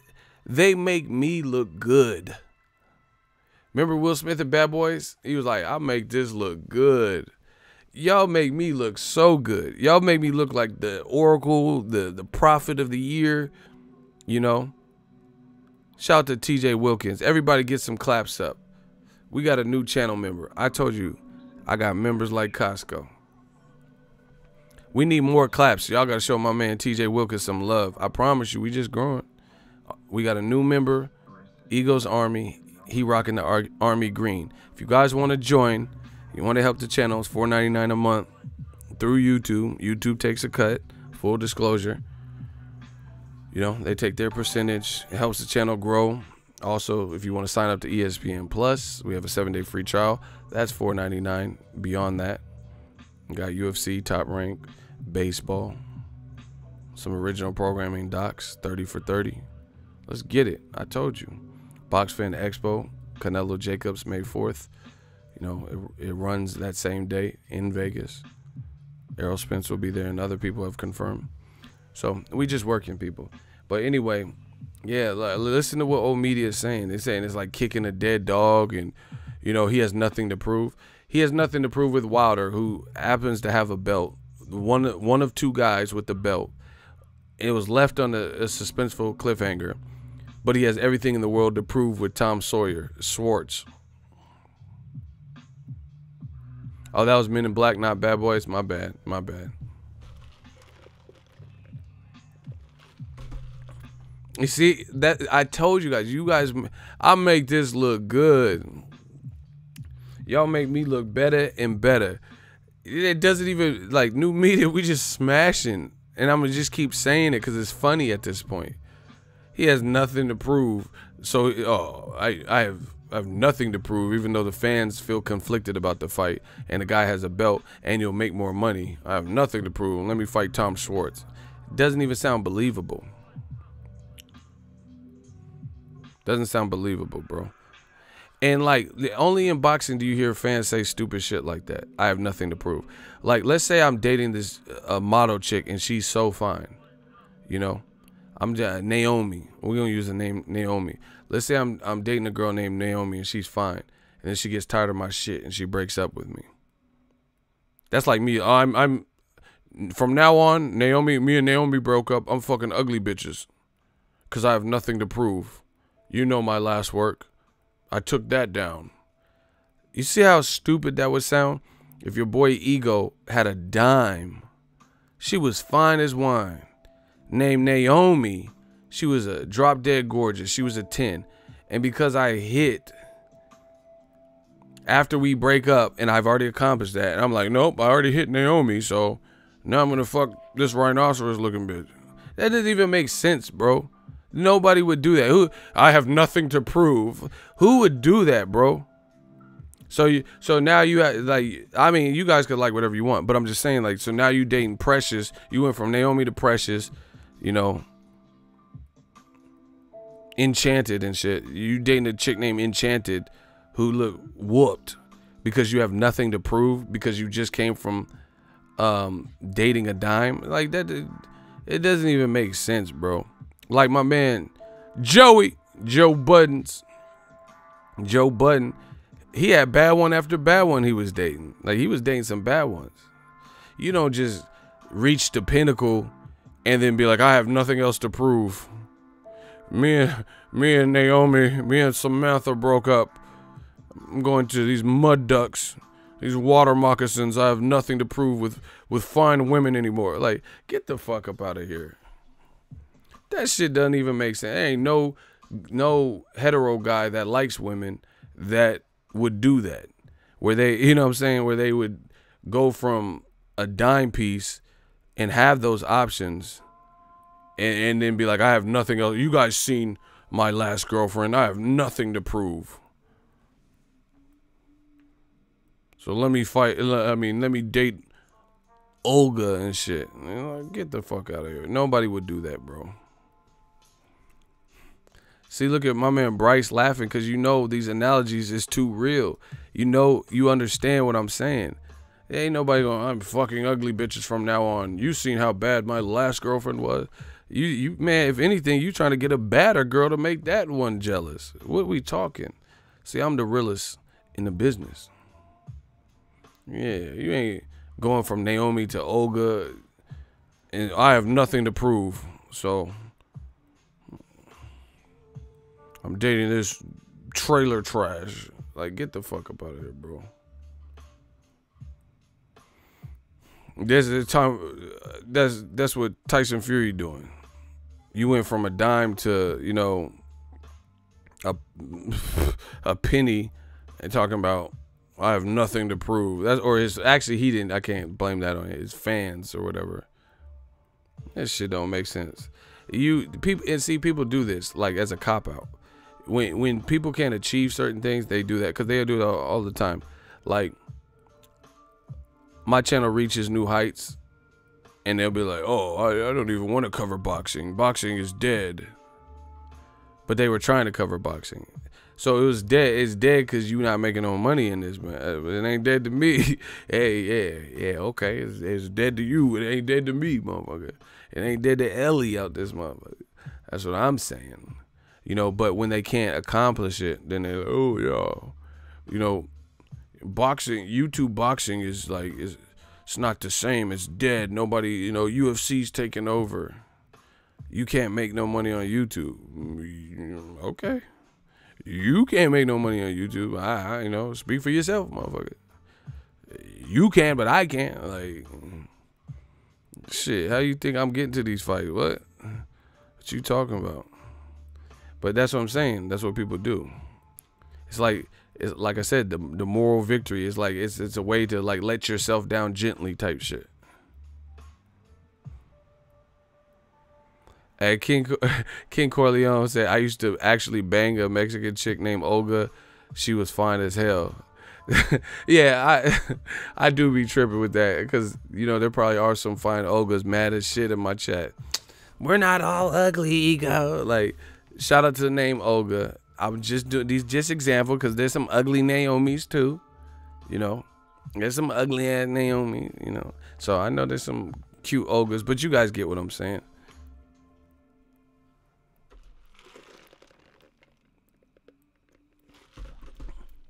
Motherfucker said Gertrude. Now you dating senior citizens at this point. I ain't never met no young Gertrude.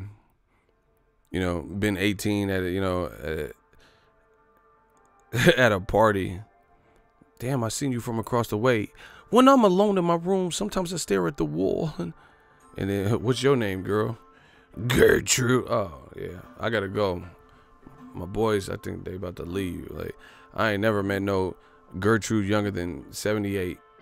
You know, that's like you like Benjamin Button. You was just born old or some shit. If your name is Gertrude, I ain't met it. You know, maybe they're out there, but I ain't met no young Gertrude. Fucking Esther and shit. Name a young Esther you know. Name a girl that actually grew up Esther. Like you went to school with her, 1st grade through 5th, and her name is Esther. They like some people just have old names. Like they just, you was always that age. You know what I'm saying? I don't know no Betty's, Esther, Gertrude. You know, name a young Betty you know. Real talk. You know, Betty White, motherfucker, Golden Girl. Thank you for being a friend. Yeah, some people just have it's just an old name out this motherfucker. I didn't create the rules. Name a young Betty. Name a bitch you fuck named Betty that wasn't, you know, 96 years old. Name one Betty.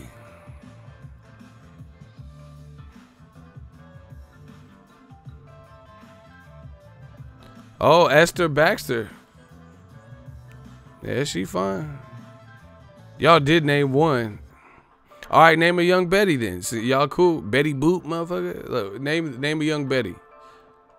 And see, and also I'm talking about in reality. Like I'm talking about girls you know type shit. Y'all don't know Esther Baxter? Man, okay, I get it. Everyone's using the same name, biting off each other. Who the fuck is Betty Duckett? See, I don't even know who the fuck that is, bro. This the real deal. She a basketball player? Betty Dunkett? Fucking WNBA? Who the fuck is Betty Duckett? Yeah, I'm about my Skrilla. I'm about my duckets like Betty. Like, who the fuck is Betty Duckett, bro? This motherfucker named a girl he smashed and shit. Yeah, I had one on the line.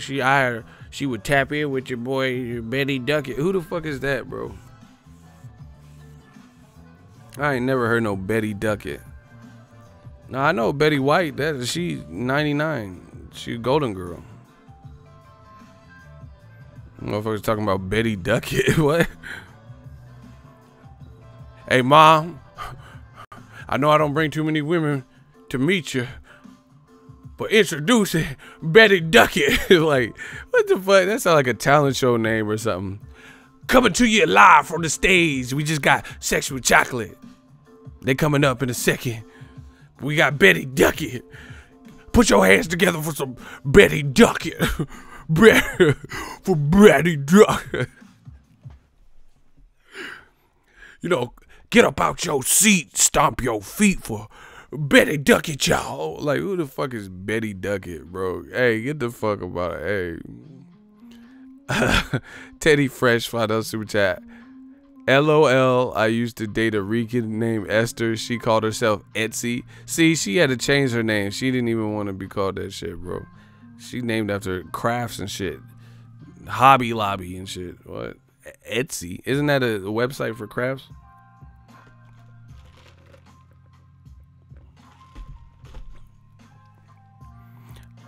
Connie, an old ass name. Man, you got some saggy ass titties. Your name Connie, to be honest.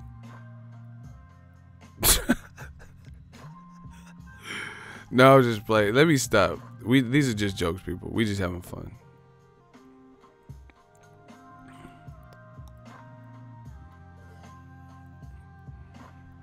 Yeah, bro. That man said, Betty Duckett, y'all.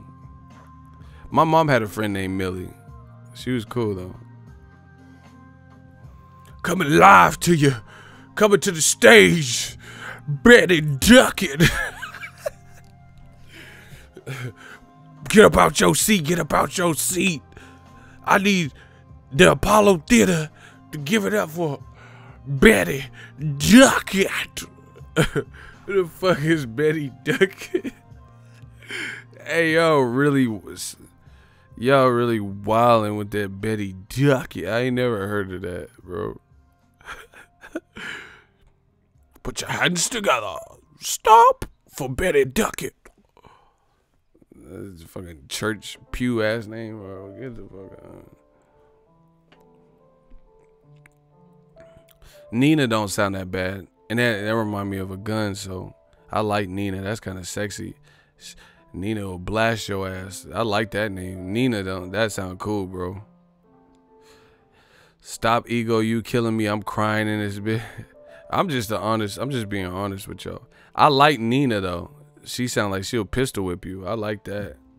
Nah, I mean, I don't like getting pistol whipped. Never mind. Y'all know what I'm talking about. Nina sounds sexy. I like that.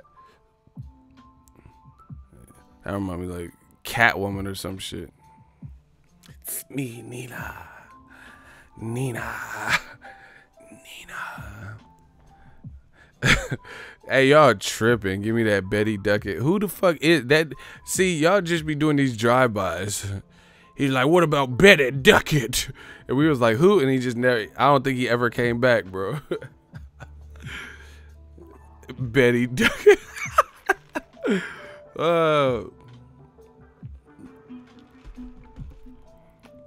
That's hella funny.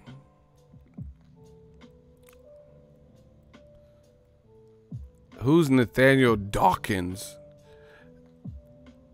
Hey, y'all wildin', bro. I don't even know. Nate Dawkins. In the Unbelievables. Adina Howard. That sound like you sound a freak if your name Adina. Cause I'ma be a freak until the day, until the dawn. Like damn, from dusk till dawn you freaking. Are you a thought all that time? That girl. This the real deal. This the real deal. This the real deal. Easy work. Damn, you trying to be a thought all like round the clock, even leap years, daylight savings. She said, "Cause I will be a freak until the day, until the dawn. Bump, bump, and we can get jump, bump, anytime of the day." Hey, bro, you talking my language. Now you speaking my language. You gonna be a freak from dusk till dawn. Okay. Like the vampire movie From Dusk Till Dawn. You know, Sex Pistol. Bars, you get it? Dusk Till Dawn, Sex Pistol. Never mind. Y'all don't know classics. Way Too Smooth. Nah, I like Adina. That sound cool. You sound nasty. Like, let me go to the fight with you. We'll sneak into the bathroom. Like, what? You ever have a girl too freaky and shit? This shit's scary a little bit. I ain't no punk bitch, but that should be scary, bro. I had a girl, she was too freaky and shit. You know? I don't like that, bro.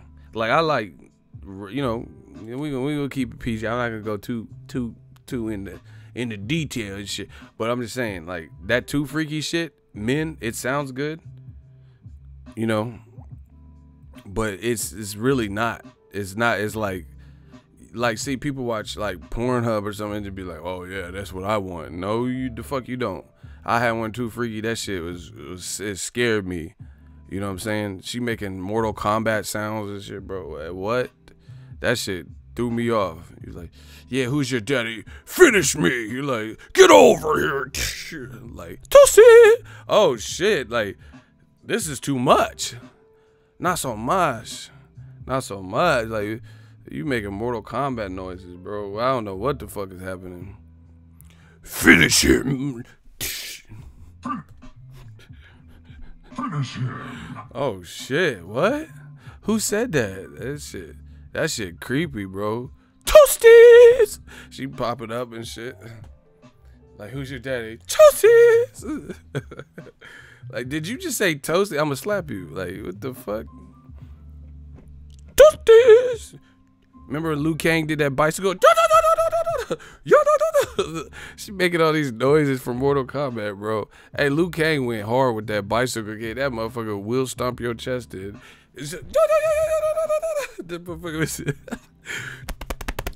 He was like really just hitting you on the chest with that tap dance, that Savion Glover. He was like, yeah, she was doing all, man, bro. What? That shit, I'm telling you, you're not gonna like it. It's not what you think, you know. Like, I like a lady to be like a lady. You can't be talking to me like Errol Spence and shit. What the fuck? Like, yeah, I'm gonna tear it up. Man down. Oh shit. Like, you aggressive. That's how it be in New York, bro. The women is aggressive. Like, I'm from Cali, bro. This shit's scary. The women in New York is mad. They like wild aggressive. Like, they'll pull you in the club if they like you. Like, on some prison shit. Like, you know, I was in a club in New York and shit, and my shoulder got pulled. I thought it was a dude. I thought it was someone trying to, like, you know, I don't know, crazy fan, take a picture, like someone trying to attack me. I don't know what. It was a girl, and she was strong. Oh, shit. New York got them. They got bad ones, too. And some of them be petite, but they be strong. I don't know what it is. Maybe they from Brownsville or something. I don't know, bro. New York women they wild aggressive. They be having do-rags and Timbs. Yo, what the fuck is the deal? What? Who are you talking to? Like, I am from Cali. I am a boy, Damon. Like, hell nah, bro. I'm from Cali. You can't. Like, yow, word. It's time to ante up. $10 super chat. Ego, you wild. Betty Duckett was my ex from why you put her government? You like, we all know who Betty Duckett is. That's the real deal. You gonna fuck around and get me sued. Hey, you made it sound like it was a common name, like a celebrity, like we all would know. You talk about your particular ex. Icy the one, $5 super chat. He said I had a easy work.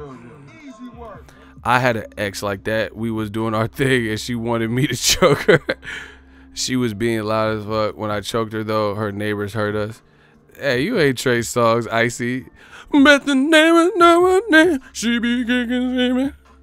Oh, I won't. Name of no one name, she be screaming. You think you Trey Songz? Your side of the mail. Which one of y'all? This man said the neighbors know his name. He goes, Army, you wow, you a what? He look at Icy the one. He said, she be scratching, yelling, scream. Which one of y'all? Your son of the mail. Red bean in right in the mail. Yeah, bro. I'm telling you that too freaky shit, bro. Like that shit is like it's like off-putting a little bit. You get what I'm saying? You be like, cause I like to talk shit, but I don't want you talking too much shit back type shit. So it's like, oh shit. You know what I'm saying? Like, we can't both be talking shit. This is a fight. This ain't what you thought. We beefing. This is beef, you know. QD3, like, this is beef. What are we? I don't know. That too freaky shit is creepy, though. I'm telling you. You be like, yeah, you want it? Kill me. Kill you? You want me to kill you? Like, bro, that's too freaky. You want some David Carradine shit or something, bro? That's I ain't never like kill you. Like a little bit of choke, a little chokey choke, you know, a little chokey choke or something. That's cool, but motherfucker, kill me.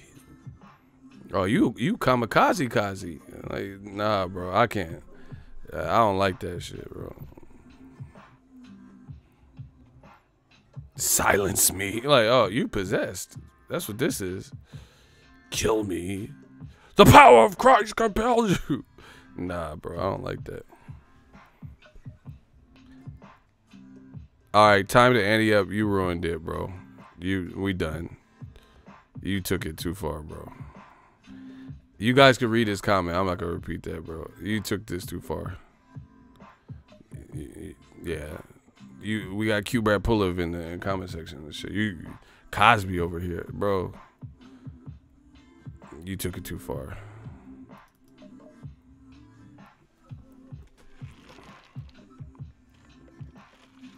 Anyway.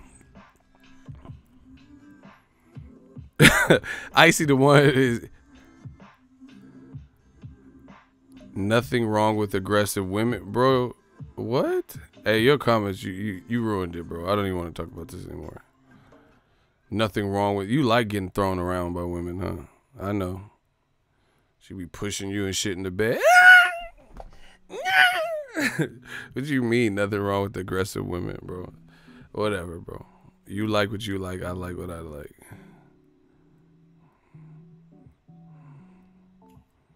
Laughing my ass, Cosby. No. See, that's what happens. See, I do this for a living. Like, you know, I'm here to entertain, talk boxing, you know, jokey jokes and shit. But people always come in and, like, say or do too much. And it's like, you change the whole mood, bro. You want some, like, I like aggressive women. Like, bro, you killed it for everybody. Like, we was all rolling and you talking about, I like her less. It stank. It stank. Like, what? Whatever. I would like to talk to you about the women or Boxingego, the channel with the pudding. Way too smooth. I see you. Dude on his Menace to Society drinking the juice. Yeah, bro. He said, should I wear the Nike Air Max with this? I'll just wear these. I'm like, yeah, bro, you killed it, bro. Anyway, yeah, man, Tyson Fury. Good luck with the Tom Sawyer fight, but I'm not really seeing an interest level from the fans from the fight. That's what I'm saying. And Wilder's right. He's right in my opinion. He's right in not taking the DAZN deal, and I talked about that. Play the field. You know, that's what it is. Showtime has just recently said, Steven Espinoza said, if you knew what Wilder was getting from us, then the criticism probably wouldn't be there. See, that's the thing. New media versus old media. I try to talk about what's been reported, what I know, what I, see. So sometimes I guess and speculate, but, I try to surround it by facts. Motherfuckers don't even know how much Wilder, because they didn't disclose it. You don't even know how much Wilder is getting from Showtime, and you're saying he's a fool for not taking the DAZN deal. So he says Showtime is like my family. I'm so sincere, I promise you. Even before I had a title, Steven Espinoza and Showtime, they showed me a great time. I am the WBC champion of the world. Deontay the Bronze Bomber Wilder. And I will rule this division with an iron fist. I'm like Solomon. It's like David and the Goliath. These dudes, I don't weigh but 209 pounds, but I promise you, I put the fear in God. The fear of God in them. Anytime this right hand connect, I don't even know my full potential. You don't even know how much Wilder is getting. You don't know how much he's getting, and people, oh, what an idiot. Why didn't he take the DAZN deal? DAZN just doubled their prices. They have more to prove. If everything was like hunky-dory, peachy for DAZN, why would they double their, why double their prices? If everything was good, why not wait till Canelo, Jacobs, Joshua, Miller, and see what traction you get? That means, in my opinion, they are behind. They are behind. So now, as a result, they're trying to ensure that their two good fights or two best fights that they've hosted get doubled up on, because people want to see them. So they're like, fuck that, Now it'll be like if 5 people subscribe, it'll be like 10 people subscribe because we just doubled up the price. Or we forced them to commit long term for $100 and they gave us 100 at once. You know what I'm saying? So that's that. We have to see what DAZN does. This is chess, not checkers. We got to see what their next move is. I've said the same thing about DAZN. We'll see. We'll wait. Their spending habits look crazy. The $100 is a cheaper price point, but I am not spending $100 upfront money. You said it was $9.99 a month. I could fuck with that. Opt in and opt out. I could fuck with that because I can just get the money the months I want. Now you raise the price. I'm not going to just, people are going to be more apprehensive of letting a $20 charge carry on if the fights aren't adequate, right? And then I don't have a problem giving $100 up front, me personally. I know that might not be the case for everyone. People have bills. I don't have kids and stuff, and I make money in this game. So other people, that might not be their situation. They might not want to spend $100 up front. Me, I don't have a problem supporting the sport and paying for quality, but I'm not just going to give somebody my money. There's a lot of people that promote boxing. I can't just pay for everyone's boxing event, especially if I can't utilize it and reap the benefits by watching the fight or covering the fight because I'm covering another fight. So I got, if I do get DAZN and they keep scheduling their fights on the days of like Wilder fights and other bigger fights from Top Rank and PBC, then that becomes a problem because now I can't get my money's worth. So I'm not doing that, until I know the schedule. Like, for example, the month of April, what are the fights? Like Jaime Munguia versus Dennis Hogan? What are the boxing fights? That's what I watch, boxing. I don't watch, darts and, baseball wind-up shows or whatever the fuck. I watch boxing. So as a boxing consumer, what do you have? Dennis Hogan and Jaime Munguia. So that's the problem. So people saying, oh, Wilder's tripping. No, he's not. He's doing the right thing in my book because he's waiting it out, playing the field, seeing who, make these motherfuckers pay like you weigh. You got this far, you didn't get like this crazy push like Joshua got where they just stood. You made people get behind you. You made people appreciate your interviews, and you made people care about the character. People's championship. So make them pay like they weigh. Play the field, see your options. So I think Wilder did the right thing, and like I said, people don't even know how much Showtime is paying them. Obviously, I think he got more. The fact that ESPN wanted him, and the fact that DAZN wanted him, and were willing to pay. that has forced Showtime to probably up the ante, up the budget for Wilder, because it wouldn't even make sense if DAZN's offering you $20 million for your next fight, ESPN's offering you $12 million for your next fight, and then Showtime's giving you $1 million. And, you know, that wouldn't even make sense. So even if Showtime anticipated paying him X amount of dollars for Dominic Brazil, they probably had to up the budget, you know, for him particularly, because he's sought after. That's what happens when you're wanted. You know, people want you on the team. Everyone wants you on the team. So if anything, it just made Showtime release or open up more budget to him particularly, which is a good thing, because he could stay loyal, be with the people that he's been with, without, like, no one's telling or asking Deontay Wilder to remain loyal and be a fool and get abused. That's never the case. You know what I'm saying? Nobody's saying that stay loyal to a fault, like stay loyal to something that's not staying loyal to you. But if Showtime, you've been working with them, you have a good relationship with them. Al Heyman has, you know, premier boxing champs through them and Fox, and they're taking care of you, and they're willing to try to accommodate you and try to, you know, hey man, this wasn't in our budget. We should really be putting this on pay-per-view, you know, to justify paying you even more. But since you don't want to do it, we'll still open up. You know, if they work, like, people think it's all about money. It's all about money. No, it's not about money. You know, money is great, but you got taxes. These guys are all well off. I seen Wilder's buying shit he don't even need. That motherfucker got the gun from GoldenEye Nintendo 64 game.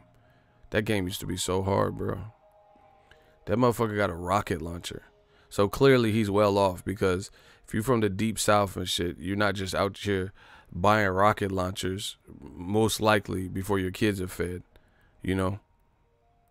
I'm like, sorry babies, I ain't got no Similac for you, but what I do have is this fucking rocket launcher. You know, does anyone believe that Wilder is not taking care of his family and like helping, you know, and he's just out here buying rocket launchers and candy paint colored cars with Lambo doors and shit? Come on, bro. So he's obviously good. You don't just buy a rocket launcher and your babies need diaper. You're gonna have to recycle that diaper, cause I spent this was rocket launcher money. That motherfucker has a rocket launcher, bro. Get the fuck out of here, bro. He got a rocket launcher. Like, that's why I'm not fucking with nobody who's 6'7" with braids and a rocket launcher. You guys do whatever you want, but y'all be on his page, oh yeah, chicken legs, you bit. I'm not fucking with him. The motherfucker got a rocket launcher. He'll blow you off the map. You know? Kim Jong-un, like, he has a rocket launcher, bro. Like, he's not playing with, like, bro, do you know how many, like, I don't even know if that's legal, bro. I don't know. You know, I'm not a fucking rocket launcherologist and shit. I don't know. I don't even know what states you can have a rocket launcher, because I know you can't even have like extendo clips in certain states. You know what I'm saying? You can't even have the bump stock, the double tap. The motherfucker got a rocket launcher. Like, he think he Jack Reacher or some shit. Like Mission Impossible. Ethan Hunt looking ass. He said, and he brought it out on a documentary. Yeah, motherfucker. Wait till they get a load of me. Like, come on, bro. So anyway, bottom line is, he got money.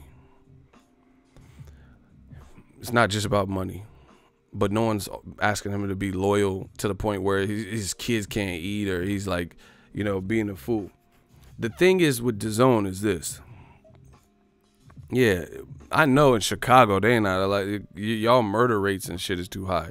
I know they don't want y'all to have regular pistols because it's shit. Yeah, so I know that's not allowed out there, bro. You guys got some crime for sure. But this is the thing. The thing is, DAZN needs a big pulse. So that's why they're trying to. Do you notice how they're not offering Wilder one fight deal or just Joshua fights?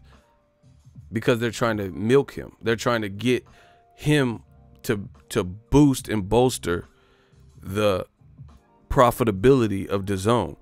See, this is DAZN, part of DAZN's problem.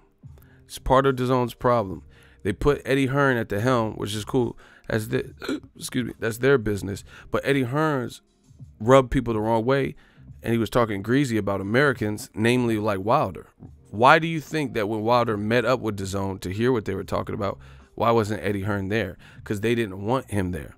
They already felt like, man, we got to run around with the Joshua. We're not dealing with you guys if he's present. Look it up. Tell me that Eddie Hearn was in the meeting with John Skipper and whoever else was there, you know, Finkel and all that, right? That's why Eddie wasn't there. So DAZN released the Krakens, aka Eddie Hearns, and had Eddie Hearns saying anything he felt on IFL TV, you know, doing hour-long interviews, hour 20. He was belittling Wilder. He was berating Wilder, saying nobody in your own country knows you. Joshua can't walk to the supermarket. And I'm going to ask this guy, hey, do you know the heavyweight champion? Or you're like, you know, Deontay Wilder. Oh, who? Deon? What? So why would Wilder want to go to a company that and help support that company, knowing that Eddie Hearn is fully vested in it too, when he was trying to berate you, you know? So I don't think Wilder's out here trying to take multiple fights where he has to abandon his people to help a company with somebody like Eddie Hearns that was like berating him, you know? Yeah, I'm sure he wants the Joshua fight, but would you want to, like, okay, let's say somebody who badmouthed you worked at a car dealership, and you know your car dealership purchased, this is like somebody who's like you beefing with, you know, once you purchase that car, that would make that store hit the budget and everyone gets a you know, everyone gets a raise. You wouldn't necessarily be so inclined to want to help that store because of that person. You get what I'm saying? Because of what they did. You're not trying to do anything that furthers their career when they, you know, berated you. So Eddie Hearn's like aggression towards America, it might come back to bite them.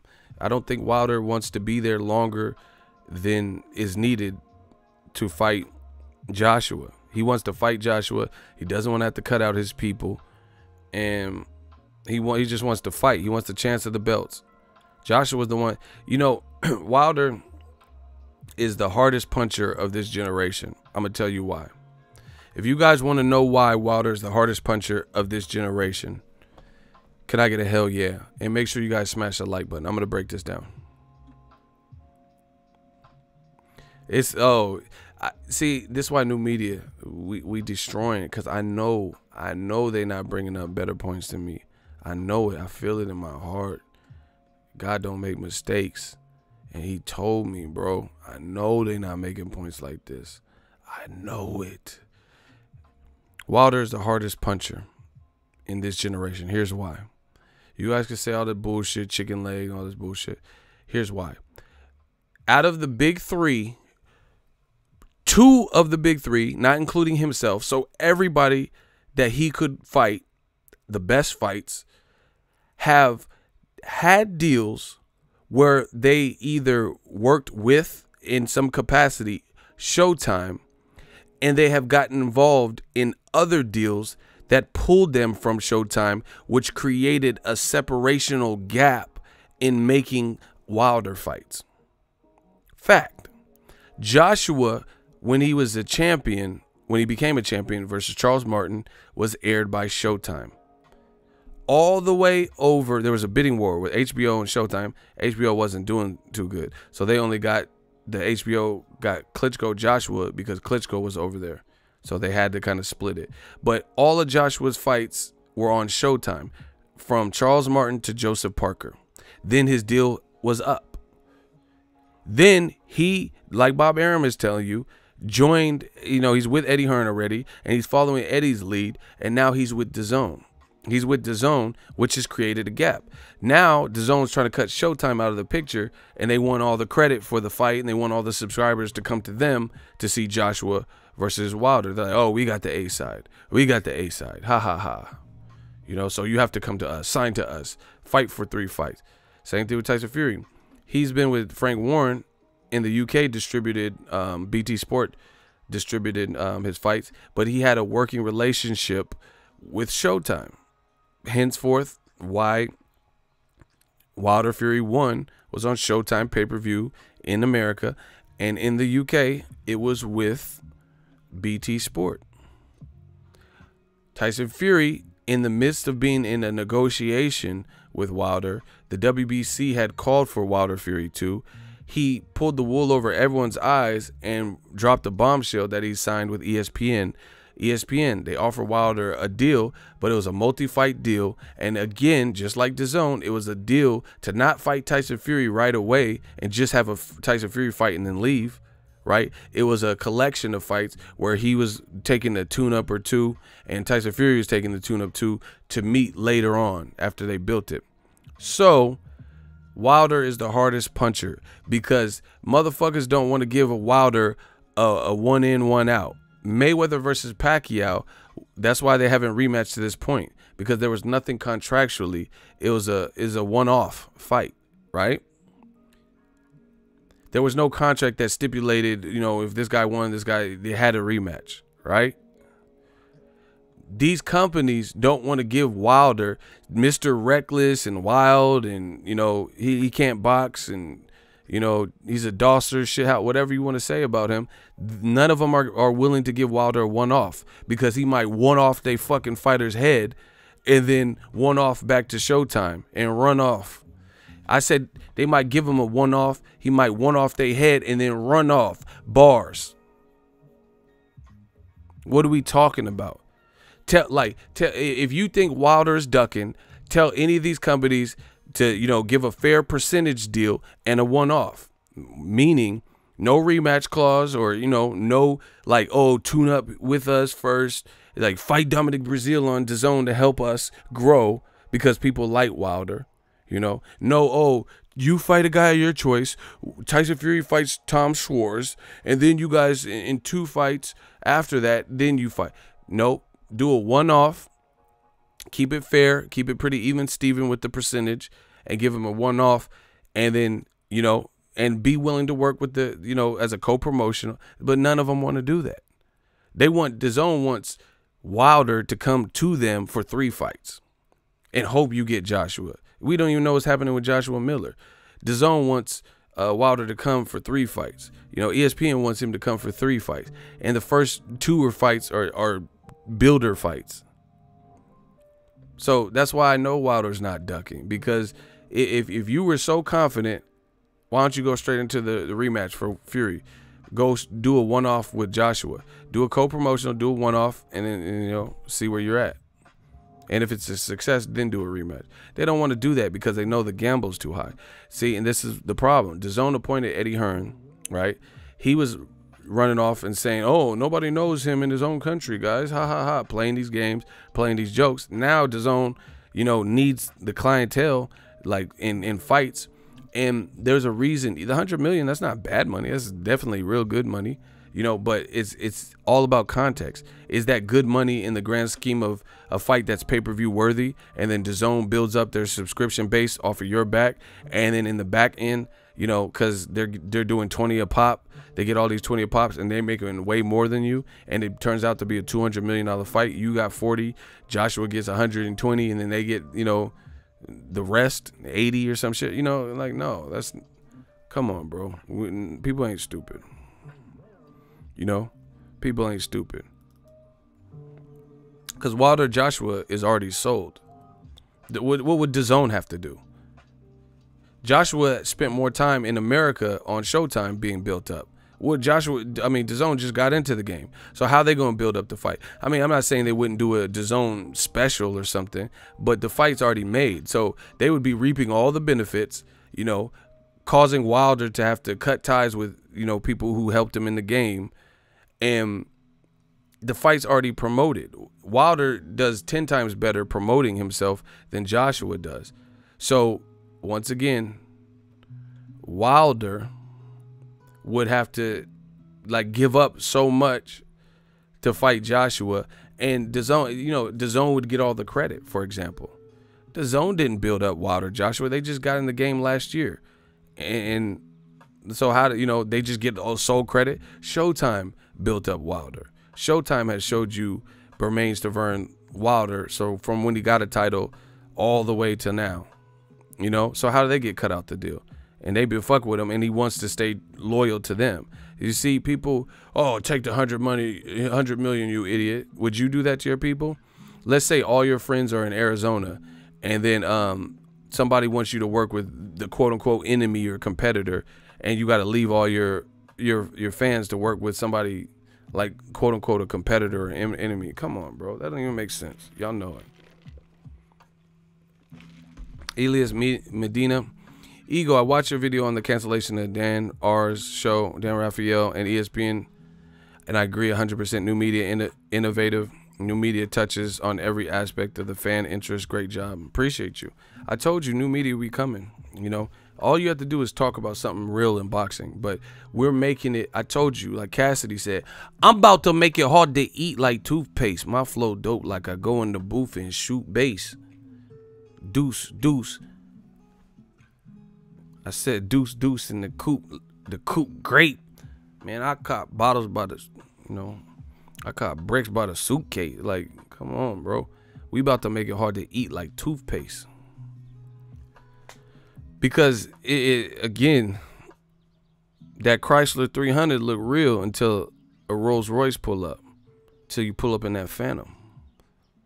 You know? So you can always imitate. You can always the old media. They're not talking about anything. So whatever they're saying, like the little, oh, Canelo destroys Andre Ward. Nobody believes you. Tell him to. All right, bet. Let's see if he fight. Let's say he gets past Daniel Jacobs. Let's see him fight. Move up to 75 and fight Andre Ward. You wolfing. You know it. I know it. Oh, Triple G will murder Charlo. All right, then he should fight Charlo next. You know, you said he's gonna murder him. You know, so they know they wolfing. They know it. And that's why they, like I said, when we shine the light on what's going on in boxing and we present it the way we do it, it makes it hard to dispute. And then you hear their argument. It's full of race, full of emotion, full of like just pride and stubborn pride, foolish pride and shit. So you could tell who's winning.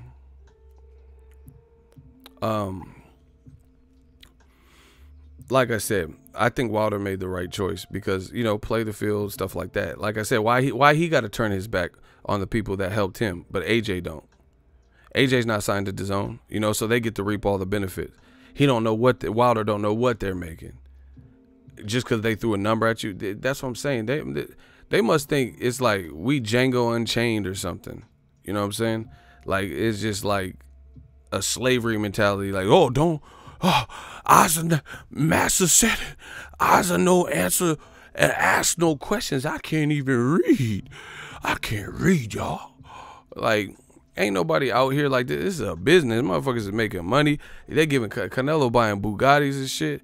Motherfuckers need a piece. Real talk. Me too. If anybody from this point on, any company, any brand, you got to pay like you weigh. You know, and it's been like that. You know, ain't nobody, you know, fucking slave taking slave deal. They said they gonna offer me $100 million on the zone. I fight there on there. I fight there on that app. It's a brand new app. All the kids is downloading it. 30-day free trial. And I get goods money if I on that there app with John Skipper. Joe Skipper go give me 40 mil for the Anthony Joshua fight twice. You know no niggas make no money like that. We can't get no money like that unless the zone is offering it. So I gotta do it. I got kids to feed. I got my children. I must feed them.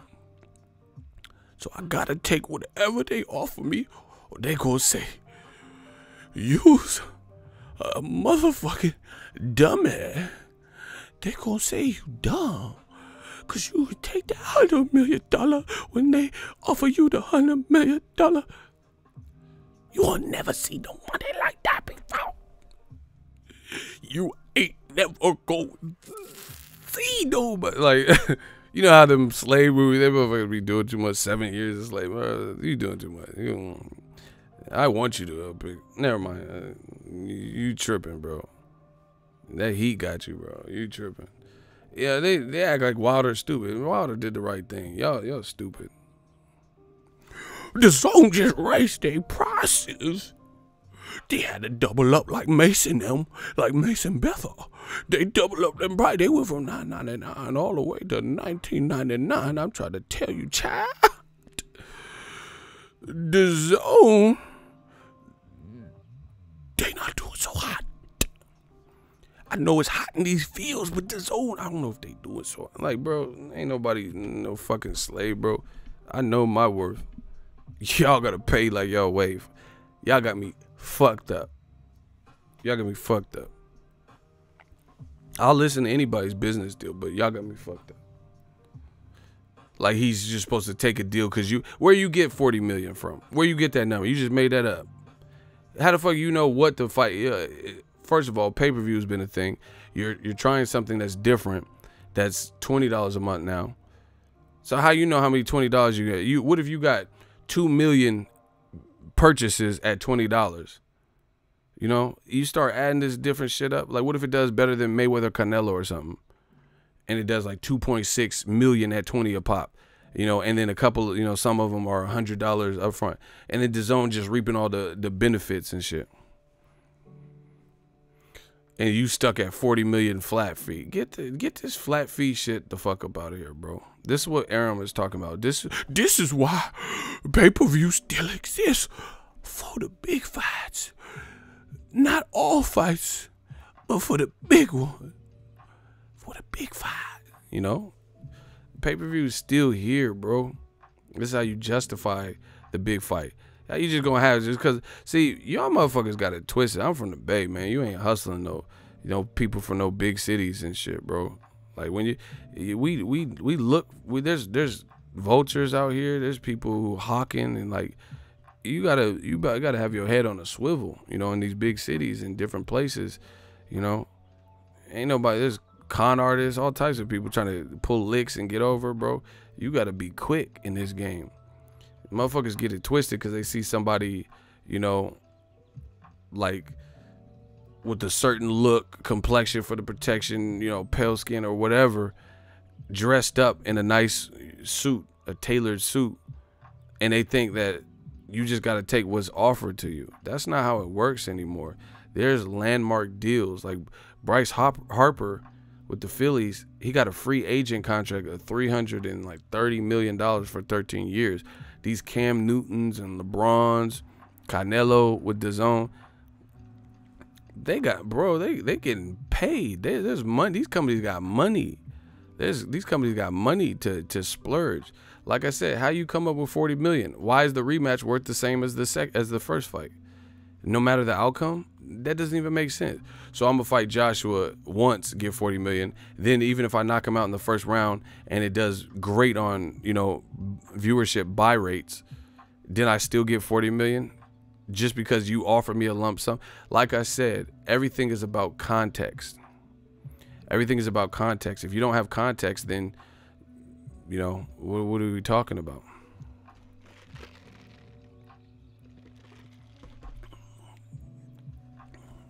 You know what I'm saying? Like, let's like ESPN, they only charge ESPN Plus, they charge $4.99 an app. So that, you know, that's not that crazy of a price. But if they have 16 million people paying $5 for the app, then now we talk about some shit. Or look at apps on your phone. There might be an app, you see apps for 99 cents. You're like, oh shit, it's just 99 cents. But yeah, think about how many other people that like that app are like, oh, just 99 cents. That's $1. So $1, like just simple mathematics. You know, if 20 million people bought that dollar app, then you sitting pretty. You know, if 180 million people bought that dollar app, you sitting pretty. Imagine, like, what if on my super chat, right? This is not realistic, but I'm just giving you guys an analogy. I have about 170,000 plus subscribers. What if everybody gave me $1 right now? They're like, you know, he's doing his thing. That's 170,000. Just off of everybody participating $1 super chat. You see how that adds up? So where did this? DAZN's new in the business. They're the new kids on the block. Donnie Wahlberg. Where did you get 40 million? Because you haven't put on a fight as big. You haven't even put on Canelo Jacobs, which is a good fight and a big fight. That hasn't even went through. So where did you get 40 million? See, these are the questions that only new media is asking. How did you get 40 million and you have never put on a fight of that magnitude? You could say Eddie Hearn put on fights with Sky Sports, you know, Joshua Klitschko, but he put them on networks, HBO and Showtime. They bid. They both got rights. You know, one did it live and one played the replay. So even Eddie Hearn, it's new for him too. So somebody answer these questions that new media is asking. You haven't even had your first major card, which is probably Canelo Jacobs, is the first big worldly recognized. Nobody's going to be competing with that May 4th date in terms of putting on a card expected to do better. You haven't even went through that to see what kind of like momentum you gain for that, and you're telling Wilder for Joshua fight is 40 million. Where'd you get that figure from? Because they know they can pay that. They know this fight is projected to do well, and they know no matter what, 40 million would be something that's sustainable. That'd be 40 million would be sustainable, and it sounds like a good lump of money to lure you in. Like, oh shit, 40 million, I can't make that. But Wilder's team is steering him in the right direction. It's not that 40 million is not a lot of money that we wouldn't all like, but like I said, it's the context of it. Why would I get 40 million and then Joshua made 200 million? You know, when I just fought Fury and I just knocked out Luis Ortiz. You know, all this stuff with Joshua, they're trying to make him like he's this huge star. He's not as big as y'all think. He's big in the UK for sure, but he's not I wouldn't say he's bigger in America. You know, I wouldn't say that at all. And he doesn't even have the persona of being huge in America without being billed in America. This is his first fight against a fighter in Gerald Miller, which we don't know what he can do at this level, but no one really asked for this fight per se. You get what I'm saying? Wilder has a persona in America. The Bronze Bomber, he has like a shtick. When he's walking through the crowd, I've been behind him, filming it. I'm going to put the video out, you know, just to piss y'all off. I was behind, I have it on tape, you know, and this is not one fight. This is not one city. I'm talking about LA, New York. He's in the fight, in the crowds and shit, Texas. They're like, Bob Squad. People are yelling that. What would they even yell at Joshua? He doesn't have like a image, a persona in America. What are they going to yell about to Joshua? They're going to be like, 50 mil, it's mad, it's mad. Like, what would they even yell to him? Joshua hasn't been developed in America at all. So he's not bigger in America to me. Like I said, Wilder has an image, he has a persona, he's known to knock people out. He has charisma. So again, where did DAZN, when they haven't put on one single solitary fight nearly as big as Wilder or Joshua would be, they haven't even put on Canelo Jacobs. So where'd they get 40 million from? How did they figure that out? You know, versus if you do pay-per-view, it don't matter. There's nothing to figure out. Whatever the fuck we do, we all have the paperwork. We all know how to check. I get a percentage of that. You see how that works? That's why when you're dealing with percentages versus flat rate, it's all context, because the percentage don't lie, because you're only getting a percentage of what the fight is worth. If you get a flat rate, you could get ripped off. And then Bob Arum told you the same thing. Bob Arum ain't stupid. Ego always keeping it 100. Alabama in this bit. Shout out to Justin. Alabama, I got y'all. You know what I'm saying? New media, we got y'all. Bob Arum ain't stupid. He know the business. And he told Wilder, he said, I commend Wilder for not taking the deal, because his team steered him in the right direction. I wouldn't do that either, because he could stand to make a lot more money by doing it his way. That's what Arum said. So it's not just me. Don't be like, the black channel. Why would the black say Wilder?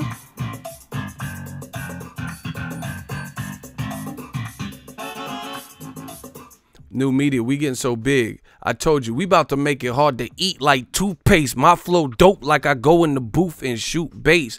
We making it hard to eat like toothpaste. This ain't one group of people. This is what, see, back in the day, what they try to do is they try to relegate. See, I'm Ego Valley. I'm not even ego anymore. I'm trying to tell you guys.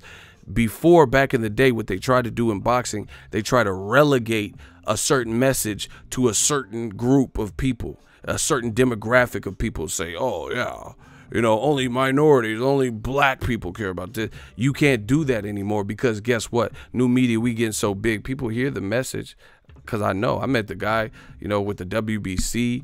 I met people that work with Showtime. I met people, you know, they know the message is getting out there. And we're forcing people to see the light. You know, all the shit y'all try to sweep under the rug, guess what?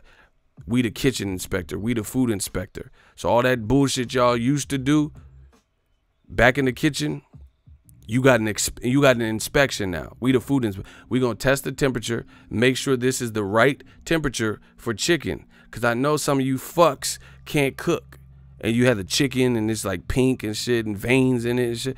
We know you can't cook. We know you're not sanitary. So we coming. We the food inspectors. They said finish your breakfast. I check cheddar like a food inspector. We check cheddar like a food inspector. We coming, I promise you. And that's we getting too big. The message is getting too loud. They can't silence it. You can no longer just say the black channel, you know, black people. Like it had no. Bob Arum ain't black. He's Jewish, and he said the same thing I'm telling you. What is the deal? I told you, we in full THX Dolby DTS digital. They hear us. The message is only getting louder. And you see it. You see old media keep taking L's after L. Shows being canceled. You know, shows dying out. People switching from talking to boxing to quitting. You know, don't put out a video for months, years. You know, we coming. All that dumb shit. You just got to be talking about something. You have to talk about something in this game. That's what it is. And you can no longer relegate these talking points to any one group because the world sees what we're talking about and see you can any adult can hear it and see what makes sense to them. Like I said, Wilder did the right thing. You don't just take a deal because it was offered to you. And it sounds like good money, but again, a lot of times it's more than meets the eye.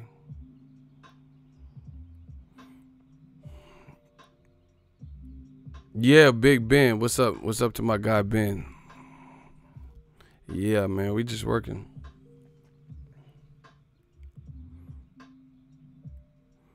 Fat Dan was asking weak questions on the call yesterday. I'm telling you, you have to talk about something like all that. Oh, Guillermo Rigondeaux, he sucks and he runs and he put me to sleep. All that, nobody cares about that anymore. You know, Tyson Fury doing all these one-liners like, oh yeah, Wilder's really scared. He's a nobody. You know, he has to build his American pro. None of that. No one believes that, bro. It's just wasting time. Wasting time. Nobody believes that Wilder's nobody. You know, nobody knows Wilder in America. All that stuff Eddie Hearn and Tyson Fury were peddling. People don't believe it. Because if no one knows Wilder, how is it that I'm at the fight and he's being followed by a mob of fans? Not just his fights. I'm talking about fights where he's just a spectator in the crowd. You know, Dominic Brazil, like, oh, he had 20 people. Wilder said it was 20 people just following me. That wasn't like an entourage, like I brought them. Like they were just following me, trying to be around. And I've seen it. You know, I've seen people following him, cameras following him and stuff. So that stuff doesn't work. You know, oh, Wilder's, he ducked him. It's a bump, you know, with no explanation. And no one believes that. No one believes any of that. And then, like I said, out of the big three, Tyson Fury easily has the weakest fight because he has the only guy that no one has heard of. Dominic Brazil lost once and went to the Olympics and is a mandatory.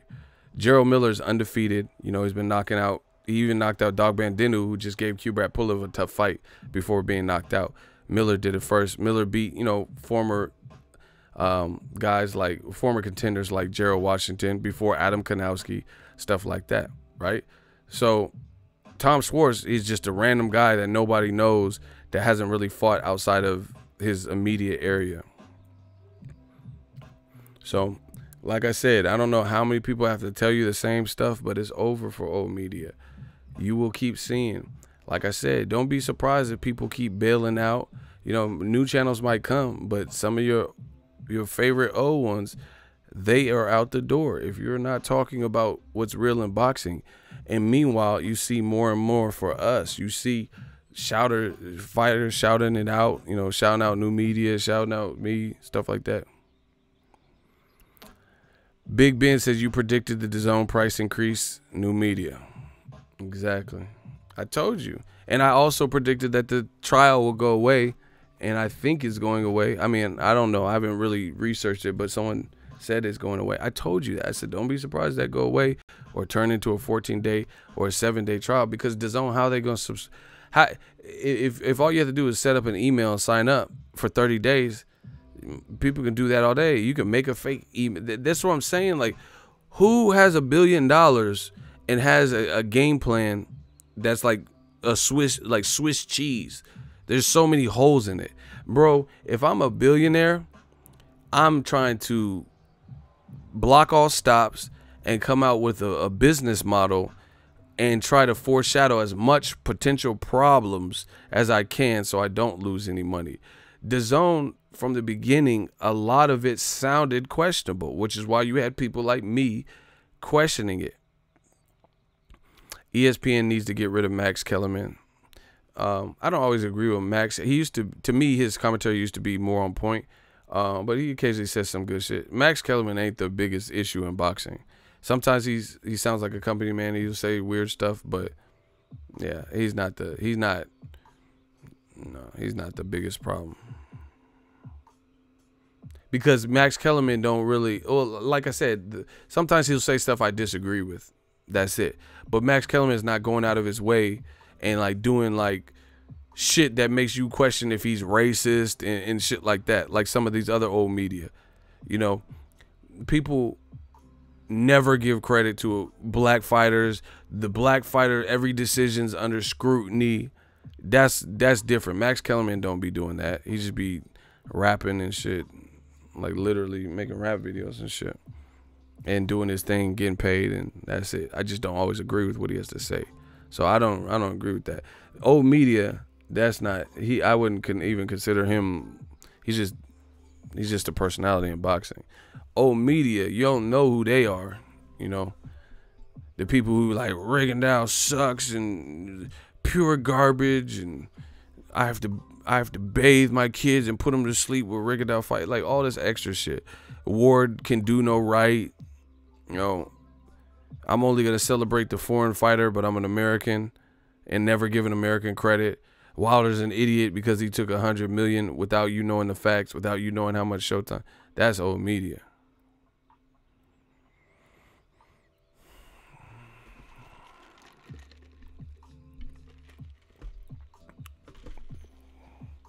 Yeah, Max Kellerman don't be doing all that. Like I said, sometimes he seems like someone was in his ear and it's like company man directives and shit. Like what he's been saying about Floyd, like everything he says about Floyd is like making it like Floyd has no career and he's just a businessman, which is false. And I don't know why people paint that narrative, but that's the least of our worries. We got bigger fish to fry. But like I said, you'll see it. The destruction is near. I am boxing's reckoning. You'll see it. I promise you. Because I'm going to work so fucking hard to show you guys. You know, and the only thing that sucks about new media, I always got to work harder. I got to work harder like, it's more work to actually be reasonable, be fair, be just, you know, illustrate what you're saying, give examples, cite sources. That always takes more work. As opposed to just saying, oh, this guy sucks, chicken legs, you know, what a bitch. You know, I'm not doing that with Tyson Fury. I'm not just name calling him and that's it. You know, I'm not name calling him at all. I'm just telling you his fight with Tom Sawyer I'm not really checking for it. And I understand why he's getting flack for it.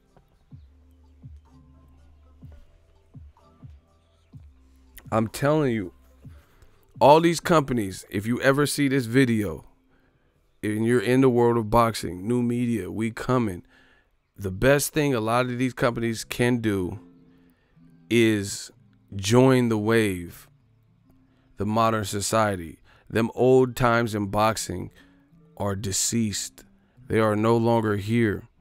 Like, you know, before Mayweather and Pacquiao fought and you could just say lunacy and just whatever you wanted, that stuff is dead. We've been working for years for this. And now our voices are getting louder. You see, like, listen to Errol Spence. You see him talking post-fight. You heard what he had to say. You know, a reporter with ESPN made a comment, asked him a question. He said, "You picked against me." You hear Terrence Crawford on conference calls saying, "Oh, no, I've been on pay-per-view." And he's like, "Yeah, but it wasn't a significant fight." He was like, "It was Victor Postal. He was a champion. It was unification." What you mean it wasn't a significant fight? What are you talking about? You see? These fighters even are getting, you know, Errol Spence, you know, got a tweet from Oscar De La Hoya that he later deleted. And Errol's like, "Yeah, come to the Golden Boy." I mean, De La Hoya told him, "Come to Golden Boy." Errol's like, "Yeah, you don't treat black fighters well. Man down." I'm telling you, it's over. It's over. Can't be no peace till we get a peace. This is why I know they can't stand it. They like, fuck. New media, they're covering fights, getting credentials, being honest with the game. They got quality, you know, professional. Egos doing ESPN Plus affiliate marketing. So, you know, we had to work out. We'll just say it helps the channel if you guys use my link. You know, and they see this brand deals. Bro, they about to, this shit has to be discouraging. I don't know why he deleted the tweet. I mean, like, the whole world didn't see it. They are cornered. We blocked the exits. And, you know, like I said, it's our time to shine. You know, and I'm telling you, before, a couple years ago, if Tyson Fury, same scenario played out, let's say in 2015, 2016 or so, Tyson Fury would be able to get away with this and not be criticized because he has the complexion for the protection. You know, people would just, oh, okay, it's Tom Sawyer. You know, he got robbed in his last fight. Now you see, people are like, nah, bro, why are you fighting him out of all people? You didn't want to fight. Why? People are starting to see the truth more and more and more and more. So, like I said, I'm not worried about it. We just got to keep doing what we're doing, keep having fun with the game, keep being honest with ourselves, and just support what's good. I don't have a problem with any of these companies. I don't have a problem with covering and helping promote anybody's fights. But, you know, we will say our piece. You know, if it's good, it's good. Like Regis Prograis, his fight going to be on DAZN, World Boxing Super Series. Support him. He's an up-and-comer. He's going after a title. Him and Taylor might end up meeting. It's a good fight. And he's putting on for it. Like, I can't think of that many top-level current fighters from Louisiana. So he's putting on for them. You know, Canelo Jacobs, that's a DAZN fight. Support it. You know, if you like Joshua Miller, support it. That's cool. But, you know, I still got to talk about the other issues that DAZN has. That's it. It's nothing personal. It's always business.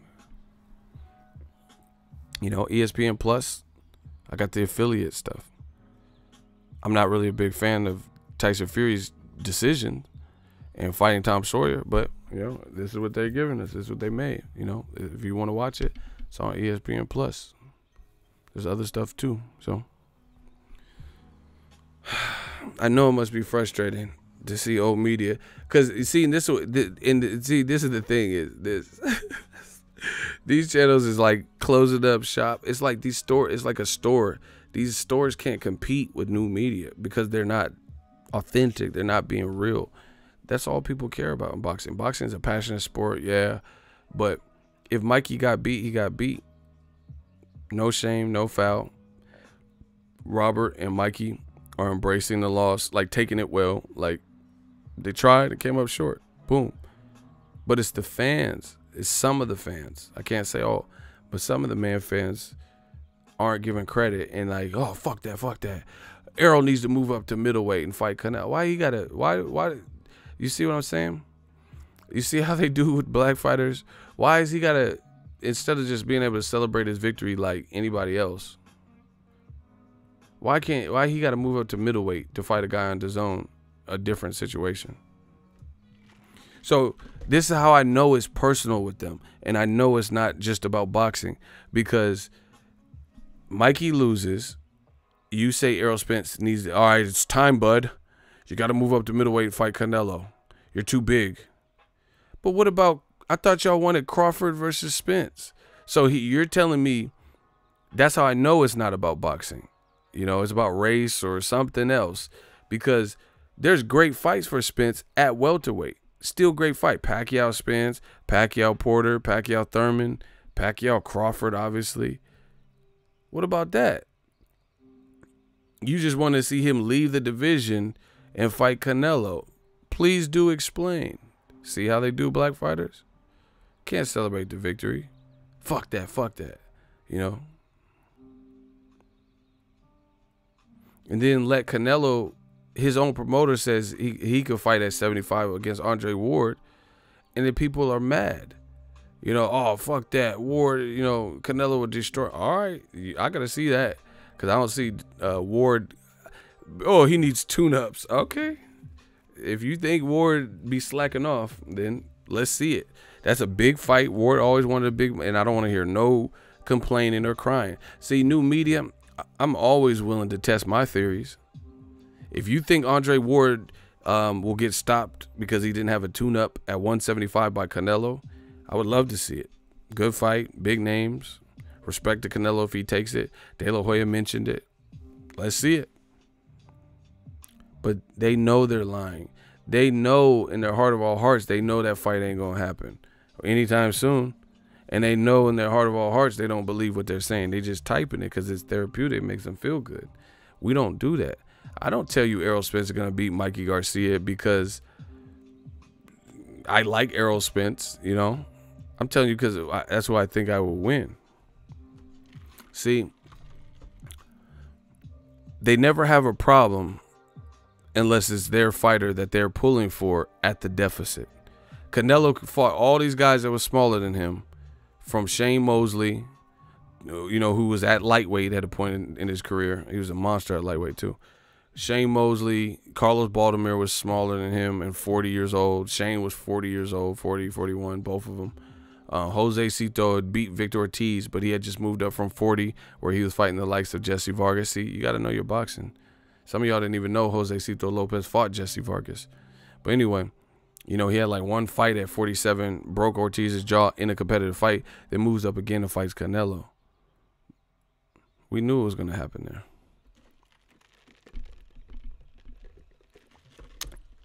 But you don't want to see Canelo at them same deficits.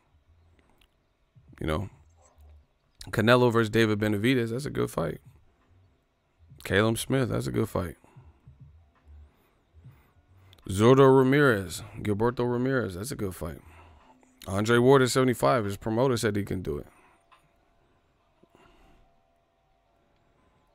You know?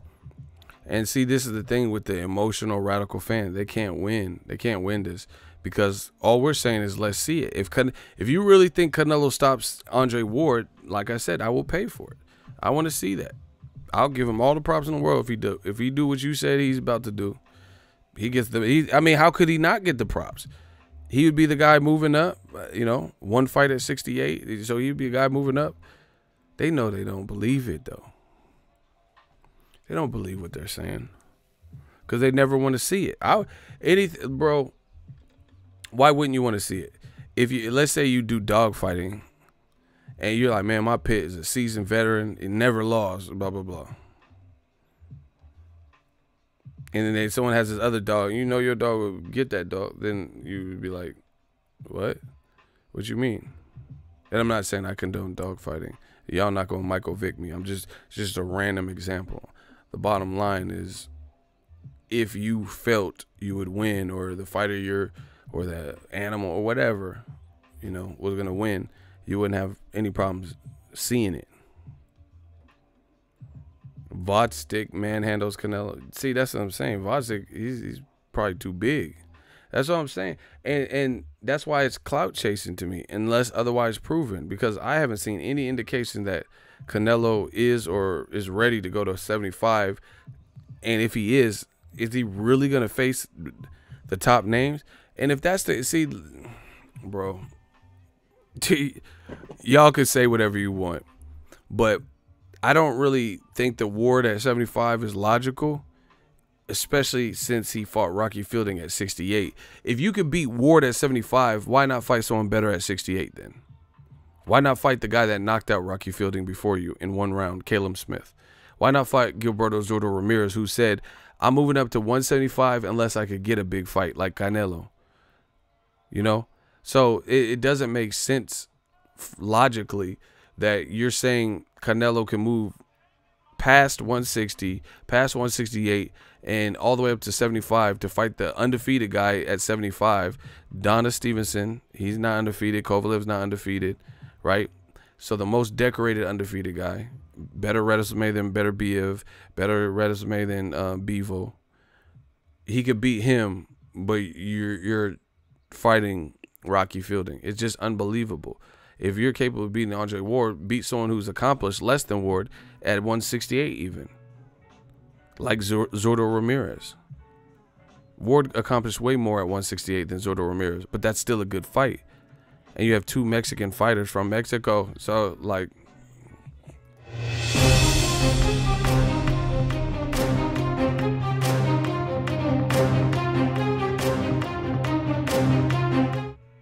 Not bad.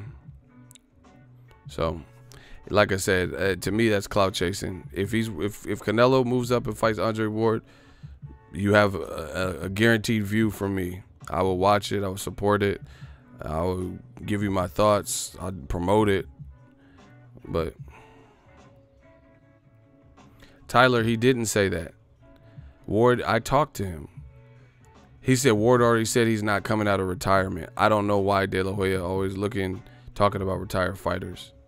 He didn't say he's absolutely not. He said he's happy retired, but he also hinted that like he might come back. I think he's just, you know, he's happily retired. He's doing the ESPN commentary thing, clean cut, don't have to get punched in the face. So he would only probably come back for the right fight or right opportunity, a la Sugar Ray Leonard versus Marvin Hagler. You know what I'm saying? The right fight, the right money, the right everything.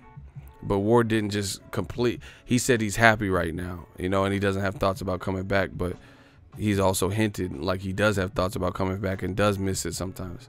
So I think he can get up for another one, but the deal has to be, you know, to his liking, and it makes sense for him to challenge, you know, put his legacy on the hold. Canelo's a huge star, biggest star in boxing. You know, if they paid him crazy, why wouldn't he come back? To fight a smaller guy that you... Anyway, like I said, the likelihood that he comes back, that's up to him. But that's probably why De La Hoya is bringing it up, because he knows he's not going to make that. He knows it's not likely.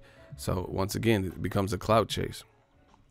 It becomes a clout chase because, like, if you keep mentioning somebody's name, but you don't put, like, listen to people like, oh, Ego's a bitch. Ego, you know, he's a fucking idiot. I'm gonna slap him. But you never put yourself in my proximity. Like I'm a vlogger. I'm at the fight. So it's easy to say that on, like, you know, from Idaho or some shit.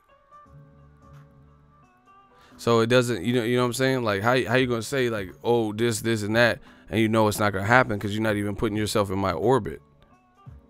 You know what I'm saying? If you in Idaho, oh, this fucking Ego, I'm gonna choke him out.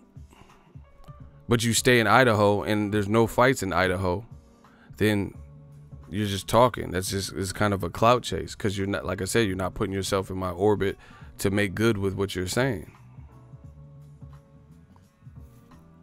You know, same thing with like De La Hoya. Like, are you really sending Andre, if Canelo knocks out Jacobs, let's say he beats him, right?